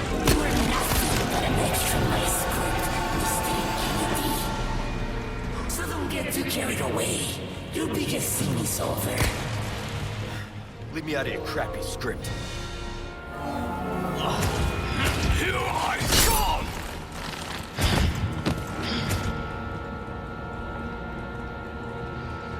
So that's your true power? Oh, I'd ask for a refund. Not all the cheesy lines made it in, but one of them I'm glad didn't because of how terrible it was. I have absolute control. Well, I really don't give a damn. Rain or shine, you're going down. That was lame as fuck. I don't know what it is about these early 2000s Capcom games, but they always seem to include a line that's just straight up garbage. The sky, so clear, so blue. The sky is fair. It'll always be above everyone's head, no different. Dante, what does that even mean? What, the sky's fair for simply existing? That's the type of thing I'd say just to reach the word count on an essay. The underworld's evil is still alive. They will someday return. There's no need to worry, right? Because the world has the legendary Dark Knight Dante and his sidekick. Why are you happy to be a sidekick? Alright, moving on. This is an RE4 video, not a DMC one. Also, yes, double meaning. Nick Apostolides does a great job in showcasing why Leon is him, both figuratively and literally because he is Leon. His name is in the credits. I gotten so used to Nick's RE4 Leon voice that going back to RE2 kinda gave me some whiplash, especially considering how much more of a rookie Leon sounds like in that game in comparison to RE4. Jesus! They're everywhere! This is not how I imagined my first day. How far could he have gone? You won't get away with this, Krauser. Now, regarding whether I prefer Paul Mercier or Nick Apostolides, y'all probably not gonna like this fence sitting, but I like them both equally. I think Paul Mercier fits the Leon of OG RE4, especially given the cheesy and over-the-top nature of that game, and I think Nick's portrayal of Leon in RE4 Remake is a perfect continuation of the Leon from RE2 Remake, while also including some of the cheesy and over-the-top nature from Paul Mercier's Leon. To wrap it up, I think Nick Apostolides did a fantastic job, and I would not mind seeing him as Leon in more Resident Evil stuff in the future. Now on to the next star of the show is Ashley Graham, portrayed by Genevieve Buchner in the remake. This performance definitely made an entire community completely 180 on a character. Design-wise, to me, Ashley's gone from, yeah, she's aight to, I can see her face in the Parisian paintings. She's got the same orange sweatshirt and plaid skirt, but in the remake it's a plaid skirt now, which I'm sure definitely disappoints some people, for certain reasons. Hey, what are you looking at? She's also got a different scarf and boots, and her hair covers her ears now. And to finish it off, she has an orange blazer now on top of her outfit, which definitely makes sense considering she was heading back home from college when she got kidnapped. Overall, great redesign. I do want to point out though that Capcom seems to be in a war against skirts and are opting to use skirts instead. It was a thing with Joe's original outfit for the RE3 remake, and it seems to return here with Ashley in RE4 remake. I don't really have a problem with this, but RE4 is an M-rated game filled with a lot of violence and gore, which is why it's kind of funny to think about the idea that Capcom might have looked at Ashley's design and figured that it'd be too much for this remake. Now, would I have liked Ashley to keep her skirt? Yeah. I'm a straight 24-year-old guy. I'm not gonna say don't put the attractive lady in a skirt. but her not having it in the remake isn't the end of the world for me, especially considering how great this game already is and doesn't really need to rely on fan service. Alright, back to Ashley. Ashley's a lot more likable in this remake. Yes, she's still a scared 20-year-old student and it still is one big escort mission, but she's a lot more helpful this time. Look! It stopped moving! I don't think they like the lantern fire!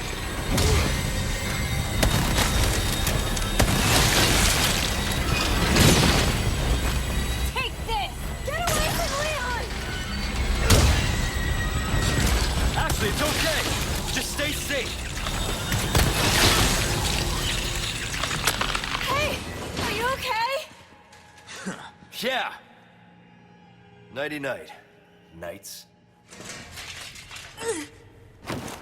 Thanks. You sure you're all right? You're not burned, are you? Nah, thanks for your help. I really did the trick. Now, I never really had a problem with the original Ashley until I played the original on Professional. OG Ashley can definitely become a lot more annoying when a single hit can take a lot of your health. The last thing you probably want to hear while you're scrambling for health is Leon, help! Meanwhile, in the remake, anytime Ashley is grabbed or attacked, she reacts in a way that feels genuinely concerning and makes you actually want to help her. Now, here's a scene where I think Genevieve really shines as Ashley.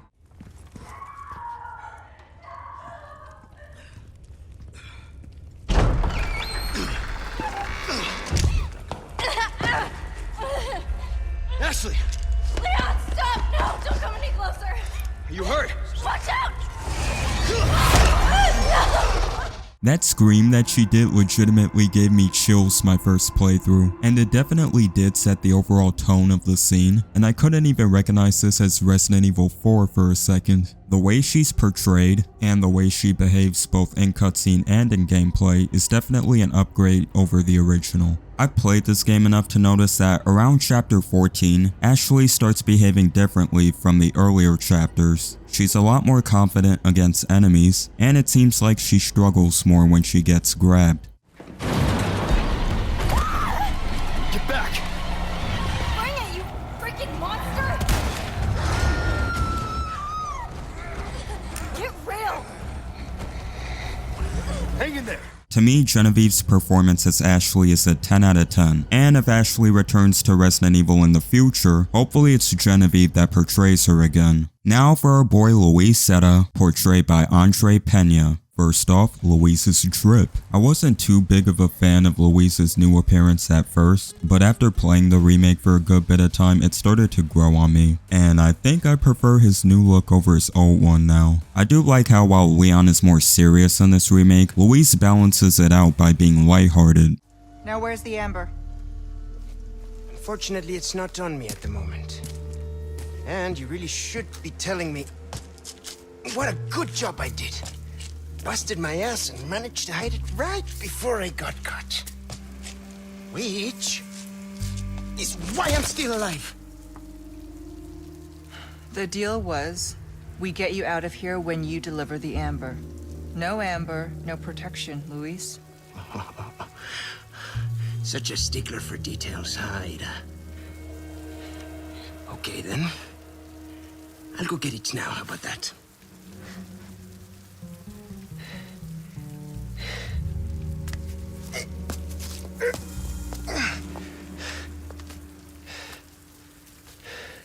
And I do have something else I need to get, too.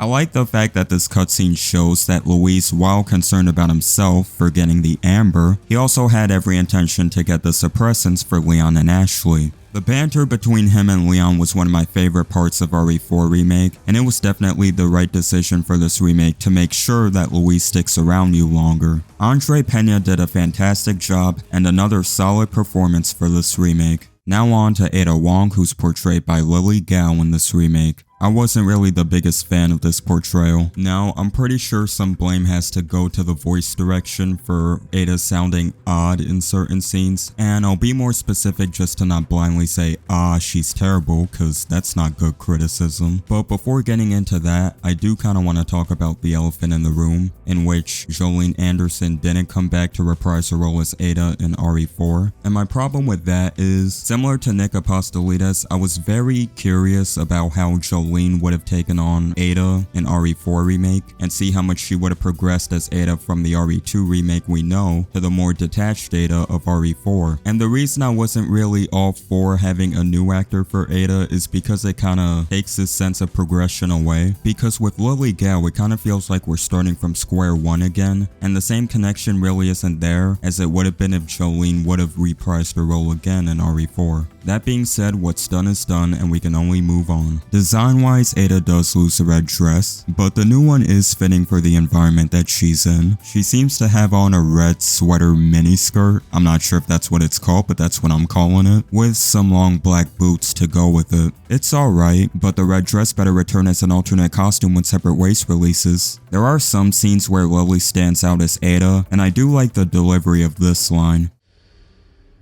Not a bad move. Very smooth. That line delivery, very smooth. But then there's a line that I found kinda awkward. Don't think too hard, handsome.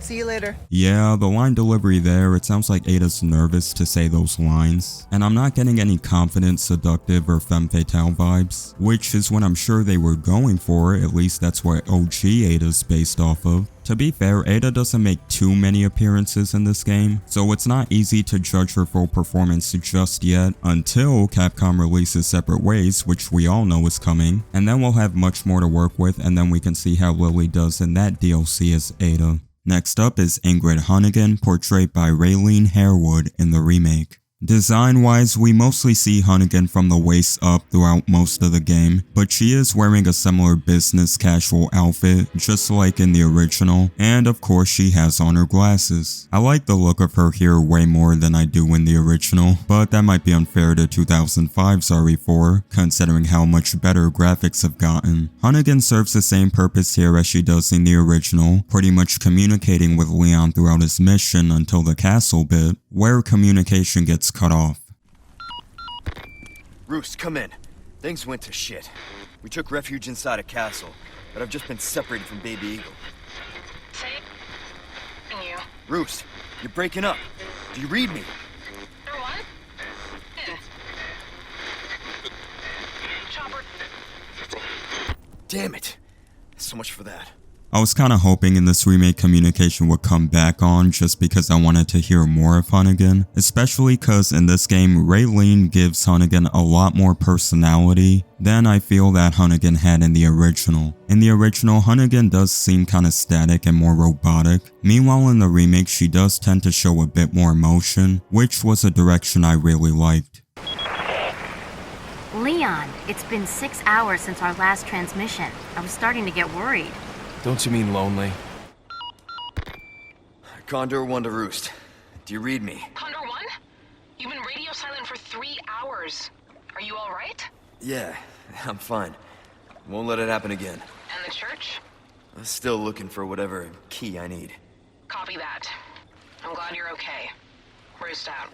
I wish there was more I could say about Hunnigan, but she doesn't show up in the game too much. Besides that, it's a great portrayal, and with the time she was in it, Raylene did a great job. Now on to the Merchant, who's portrayed this time by Michael Adam Thwaite. The design of the Merchant in RE4 Remake is pretty close to the original. He's got the same kind of coat, the familiar purple face covering, but I noticed in the remake he seems to be a bit taller than he was in the original. There are some minor differences like with his boots and gloves, but the overall design still remains the same.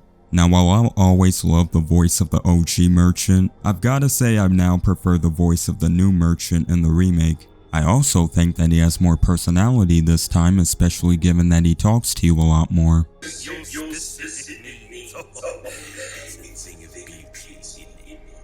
I can get used to this voice.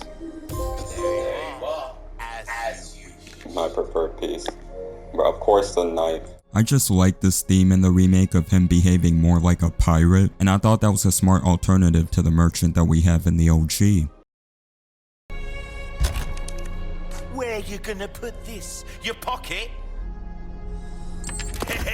Well now, time to cause some mayhem. Ooh, what you buying? Either way, both versions of the merchant are top tier, and I think Michael deserves some props for such a standout performance. Come back anytime. Now on to the villains of RE4 Remake. Starting off with the first main RE4 villain that you face off against is Bedores Mendez, who's portrayed by John Bryant in the remake. Design-wise, he still has his trench coat, but this time he also has a hat, which is more reminiscent of Mr. X from RE2 Remake. Mendez doesn't really have too long of a screen time in this game. This was also the case in the original, but the scenes that he is in does a great job in showcasing why he's a menace. Some people might not like this, but I like that they made Mendez talk a lot more this time around. We've already had a silent and menacing threat with Mr. X in RE2 Remake, so I was okay that it was not repeated this time around. Now, in the remake, the villains seem a lot more devoted and loyal to Sattler, which is a change that I like, because it really builds up Sattler as the main threat of the entire game.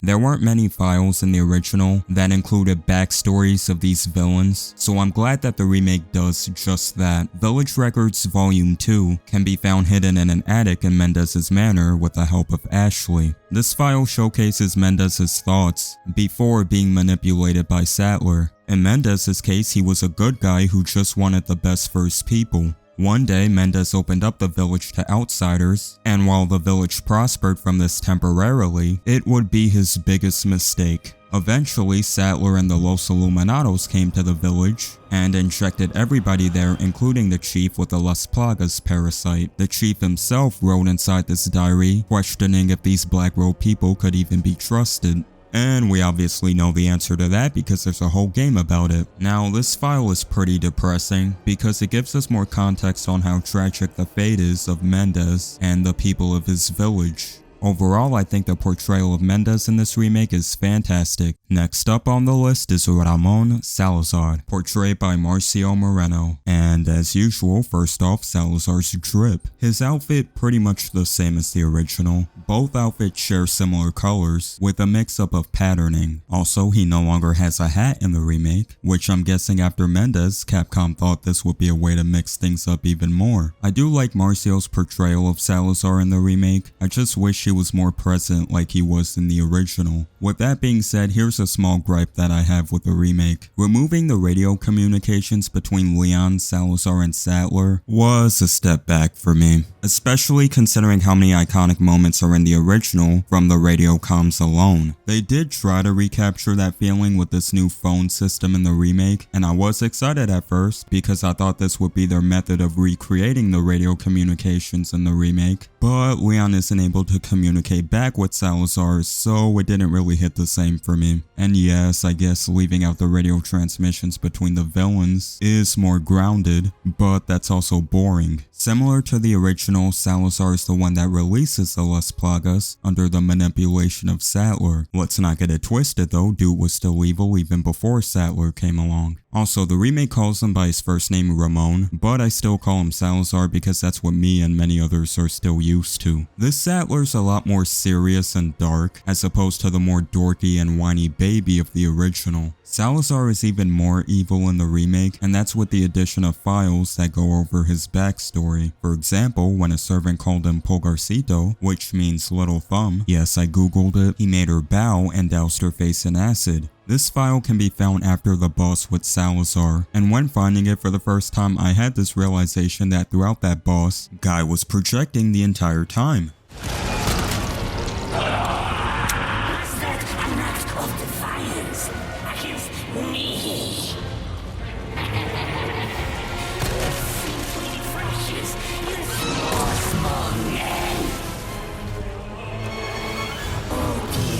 I just realized I haven't said enough. Oh yes, shall play the role of my Pulgarcito. Fitting, don't you think? So then, Pulgarcito, let us dance until we reach the grand finale. You're dead!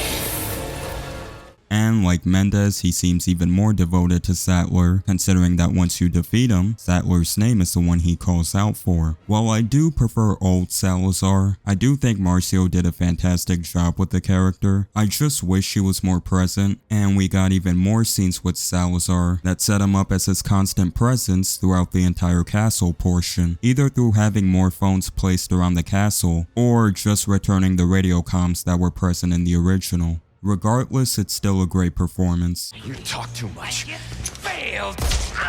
Now Jack Krauser, portrayed by Mike Kovac. Again, drip check. Like Salazar pretty much looks the same, just a slightly altered design to the compressor shirt and pants. Also, his pants aren't tucked into his boots now, which I'm not really feeling. He's also got a lot of visible scars, a specific one on the left arm from a BOW that he encounters in Operation Javier. I like the redesign. It's practically the same Krauser with just some minor differences. Now going back to Operation Javier, the remake does change the context of that whole situation a bit, because in this remake, Krauser goes on about how he and his entire team was wiped out. Meanwhile, in the original Operation Javier, it's more of a situation of Leon and Krauser teaming up to take down this man named Javier and prevent him from spreading the T-virus in the South America region. I would personally like an Operation Javier DLC for RE4 Remake with this new addition to that story, please Capcom. Also, there's something I noticed about how Krauser's treated in the original Operation Javier.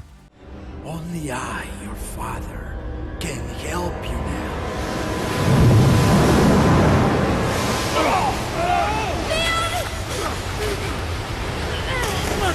So we just gonna pretend Krauser ain't get hit by that too? Krauser!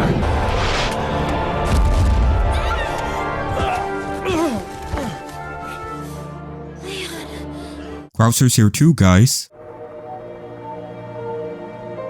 Thank you, Leon. Now, personality-wise, the old Krauser was a lot more laid back and professional, while this new one is more militant and aggressive. I like this new take on Krauser, especially given this new context that the remake added about Operation Javier, and how much Operation Javier is mentioned in regards to why Krauser is the way he is in RE4 Remake. Mike does a fantastic job in really portraying this more hot-headed and aggressive Krauser. And I'm kinda glad that the remake went in this direction, because keeping Krauser the same as he was in the OG would have been very boring to me. Not to mention in OG RE4, he kinda comes out of nowhere, and it's somebody that Leon supposedly knows, but to a player, we've never seen him before and we have no idea who he is. As a character, this Krauser is more interesting to me than the Krauser of the OG, although his constant talk about power did remind me of another character from another game by Capcom.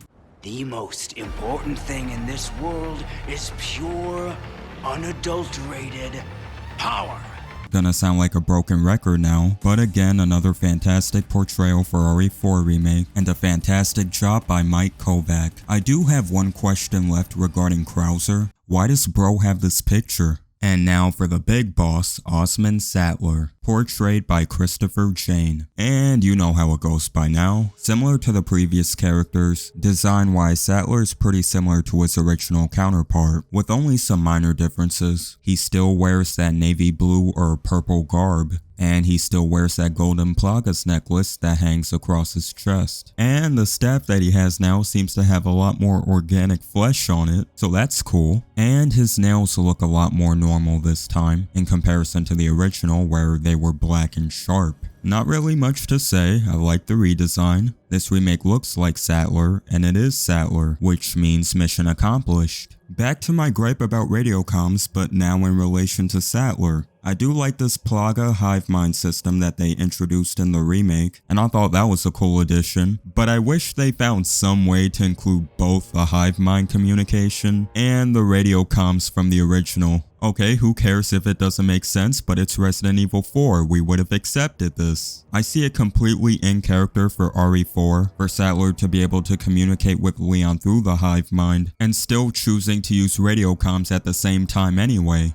To me, it's really all about keeping that communication between Leon and these villains, and reintroducing more of the banter and cheesiness from the original. Honestly, my opinions on these portrayals all boil down to wanting more of it. The villains always maintained a presence throughout the majority of RE4, and the interaction between Leon and them are one of the best parts of RE4 for me. And it's because of this why I prefer the portrayal of Sattler in the original game over the remake. That being said, Christopher does do a good job as portraying a Sattler that's definitely a lot more cultish this time around. The remake Sattler to me is a more believable cult leader, while the Sattler of the original is more of a supervillain mastermind that makes references to America and its cliche Hollywood movies. Both Sattlers have the same goals and ambitions, which is to take over the world by kidnapping the president's daughter and infecting her with the plagas. It's just that while the OG Sattler seems to be aware that what he's doing is definitely a scam and BS, the remake Sattler seems to genuinely believe in what he's doing and that he is saving people by infecting them with the plaga. Not really a fan of this direction, because I definitely do prefer characters who know that they're evil and embrace the fact that they are. I also think that there needed to be more back and forth between Leon and Sattler in this remake, and I wasn't really a big fan of him being introduced right at the end of the game. I would have preferred, like the original, he was properly introduced to Leon pretty much right at the start, and he'd be this constant presence throughout the entire game that would engage with and banter with Leon from time to time. Again, just a situation of wanting more, but what we did end up getting is still pretty alright, and a great portrayal from Christopher Jane. Still screw the Sattler for being over-reliant on Ovistadors. Last but definitely not least, Albert Wesker, who in this game is portrayed by Craig Bernatowski. Now, this will probably be the quickest character section, considering how little we see of Wesker in the base RE4 remake story. We're probably gonna see more of him in the Separate Ways DLC that we all know is eventually gonna come considering how well this game is sold. Trip-wise, instead of the turtleneck and suit that he had in the original, Wesker's a lot more business casual in the remake, sporting a blue shirt with a vest over it. He's also got the same familiar hairstyle, and of course the iconic shades we all know him for. I like this new redesign because while the original does look cool, it seems kinda basic, I'ma be honest. I like that there's more going on design-wise with the remake. From what was shown of Wesker so far from the post-credits scene, I can dig the voice.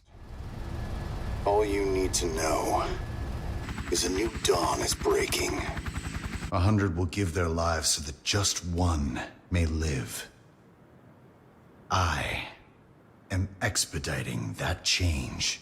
Although I would prefer if he had more of a nasally voice like previous Weskers, it's still pretty decent to me. And character direction wise, Wesker still seems like this cliche villainous mastermind. Not much to go off of now, but we'll see how he does in Separate Ways, and possibly an RE5 remake if that's happening. So far though, I like it. And that just about covers every major character in Resident Evil 4. Now I want to talk about the way Capcom subverts expectations of original RE4 players in the remake. The most popular way that Capcom subverted expectations is one that I already mentioned way earlier in the video, and that's regarding that dog. We already know about that dog you can save in chapter 1 of the original, but the remake mixes things up this time. By having a red herring placed in chapter 1, it probably threw some people off, not me, and made it much more of a surprise to discover that the dog is actually still alive, just placed in chapter 3 this time. That's not the only subversion in the game though. In the original game, you could cheese the village square section by camping in the tower and knifing the villagers that climbed up the ladder. The villagers would throw molotovs at you, but if you stood in the right spot, you wouldn't be affected by it, so it didn't really matter. Well, in the remake, you can't do that anymore.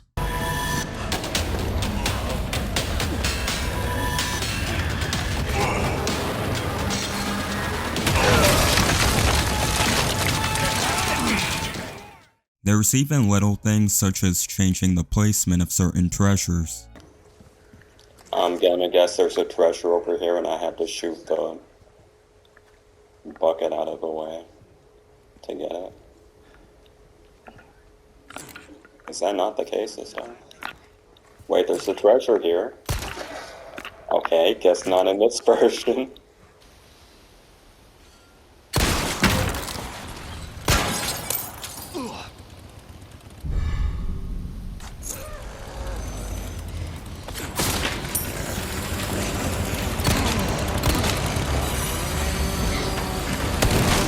And in the original game, as you're making your way through the deserted village, you come across a broken down house with a strange noise coming out of it. As you progress further in, you discover that this noise is coming from a closet that Louise is trapped in.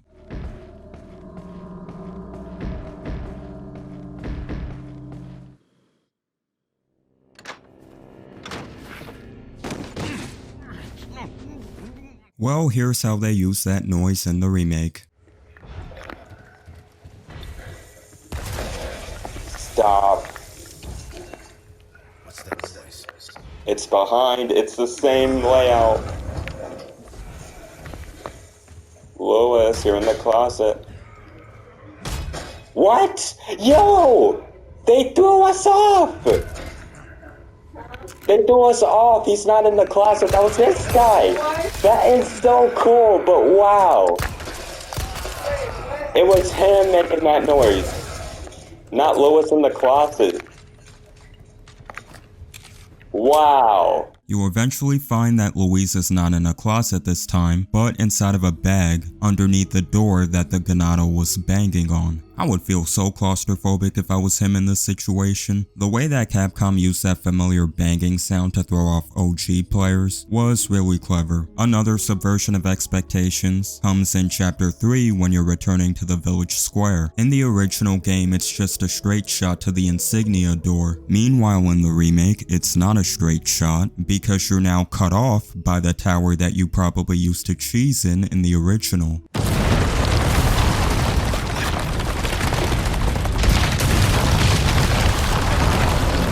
Capcom really does not like this tower. Another mix-up they did, changing the placement of the infrared scope. Upon examining the body with a biosensor scope. Yeah, I need that. For now, I run, because I don't have anything to fight. This guy sucks to be him. What kind of experiments are they doing here? He's also in the original. They redid that little thing. Let me guess. I gotta get this, and I've gotta go to the freezer. Level 1. Wait, so how do you get the scope? You have to go in the freezer, and that's where it normally is. Now I say normally because you know this remake likes to mix things up.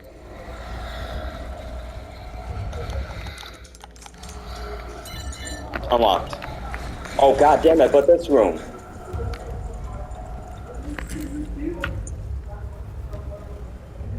Please follow the same format where you don't unfreeze. Where's the scope?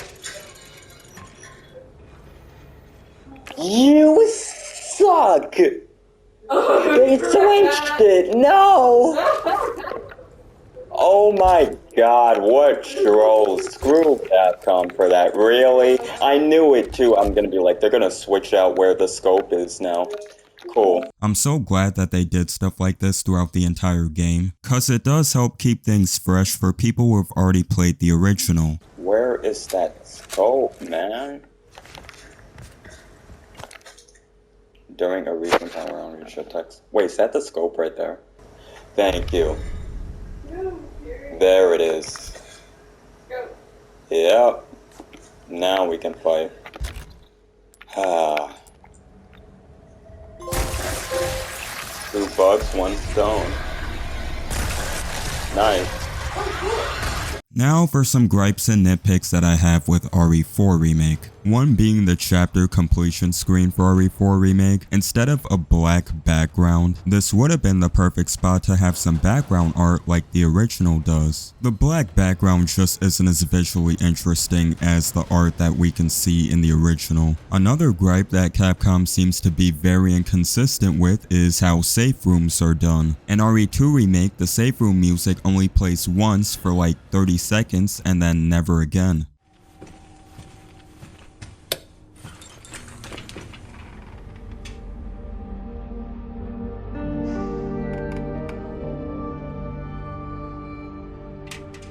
In RE3 Remake, they got it correct where if you walk into a safe room, the music plays automatically. Not to mention the safe room music loops, and it's not a one-time thing, and it's actually permanent throughout the entire game, unlike RE2 Remake. This is how it should be done, and this is how the classic games have always done it.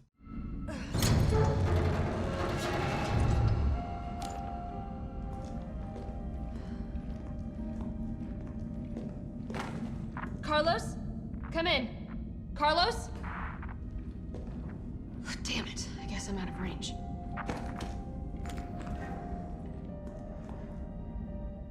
Now with RE4 Remake, I was hoping they went with the RE3 Remake route where the RE4 safe room theme Serenity would play every time you enter a safe area with a merchant around. Now they've got it right with the typewriter theme, as similar to the original, if you interact with the typewriter theme itself starts playing. Now where they went wrong with Serenity's usage is that you have to interact with the merchant to actually hear the theme.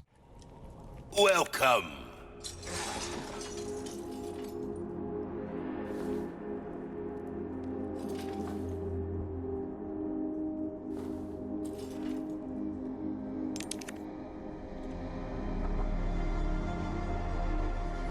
That cash in your pocket or your life? Easy choice, mate. This is no bueno because hearing that theme in the original slowly ease in, along with seeing the blue flame of the merchant that lets you know you're finally in a safe area from all the horror, was such a surreal experience to me the first time playing RE4, and it's something that you can't experience now in the remake because the theme has to be activated by talking to the merchant instead of recognizing Leon's placement in a safe room and blending into the soundtrack in the background.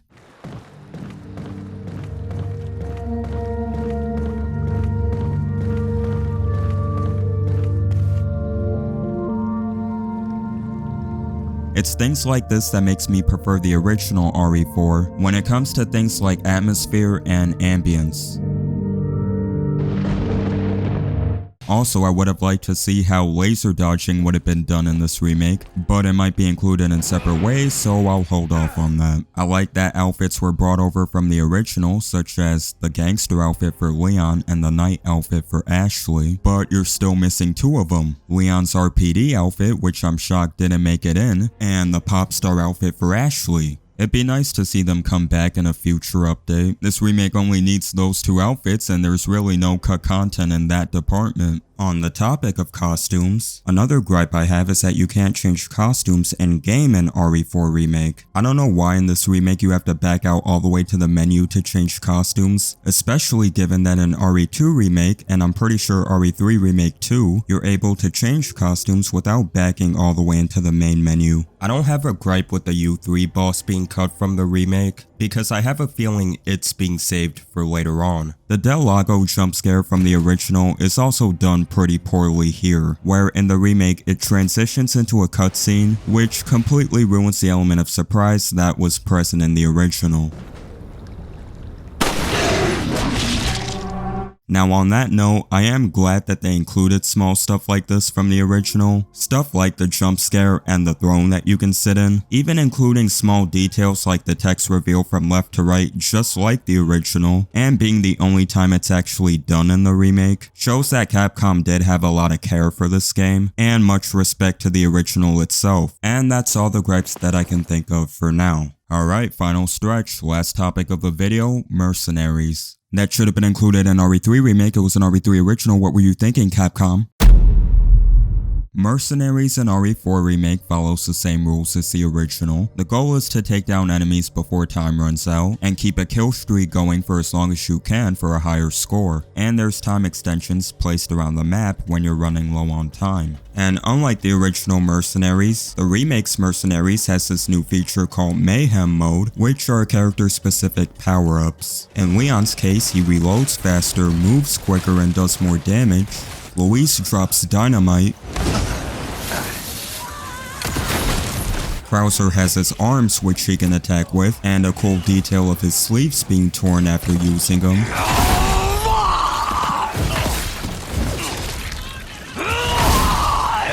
And Hunk gets infinite ammo.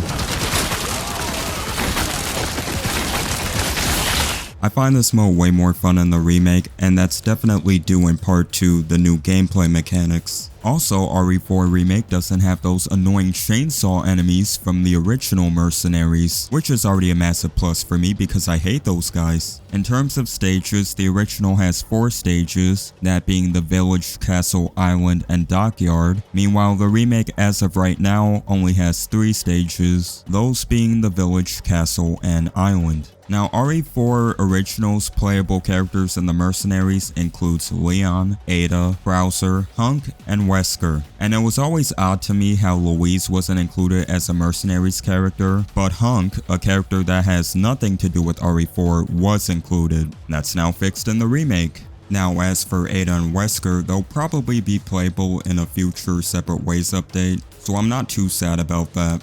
A lot of melee moves from the original game's Mercenaries returns here in the remake, and they're done so well and accurate to the original source that it really does feel like I'm just playing an updated version of the original RE4 Mercenaries. And just like the original Mercenaries, character-specific themes make a return, my favorite being the Grim Reaper, Hunk. And that's because it's a mix of the Fort Survivor theme from the original RE2 and Looming Dread from RE2 Remake. Mercenaries is a fantastic addition to RE4 Remake, and if you get an S rank on all the stages, which is very easy, And that's the game.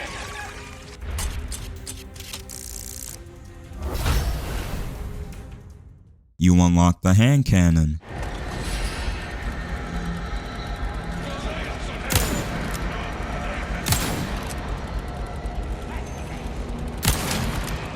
RE4 Remake as a whole, to me, it's an amazing remake. Now, of the two, which would I prefer, the original RE4 or RE4 Remake? Now, I know somebody's gonna be mad at me about this for fence-sitting yet again, but there are things that OG RE4 does better than RE4 Remake, and things that RE4 Remake does better than OG RE4, which is why it's hard to choose a favorite between the two. And I do think this was the best scenario, because it gives people a reason to still go back and play the original RE4, even with the release of the remake. Conclusion, both are fantastic games and a personal 10 out of 10 for me. Now, if you made it through the entire video, thanks for your time, I really do appreciate it. And never did I expect this video to cross the 1 hour mark. This is actually the first video I ever made that crosses that mark. But for Resident Evil 4, a game that means so much to me, I'm glad it was this game that I spent so much time for. I'm also glad that this remake was made because it gave me another opportunity to play one of my favorite games for the first time, one last time, unless they remake it again in another 20 years. Now I'm gonna go S+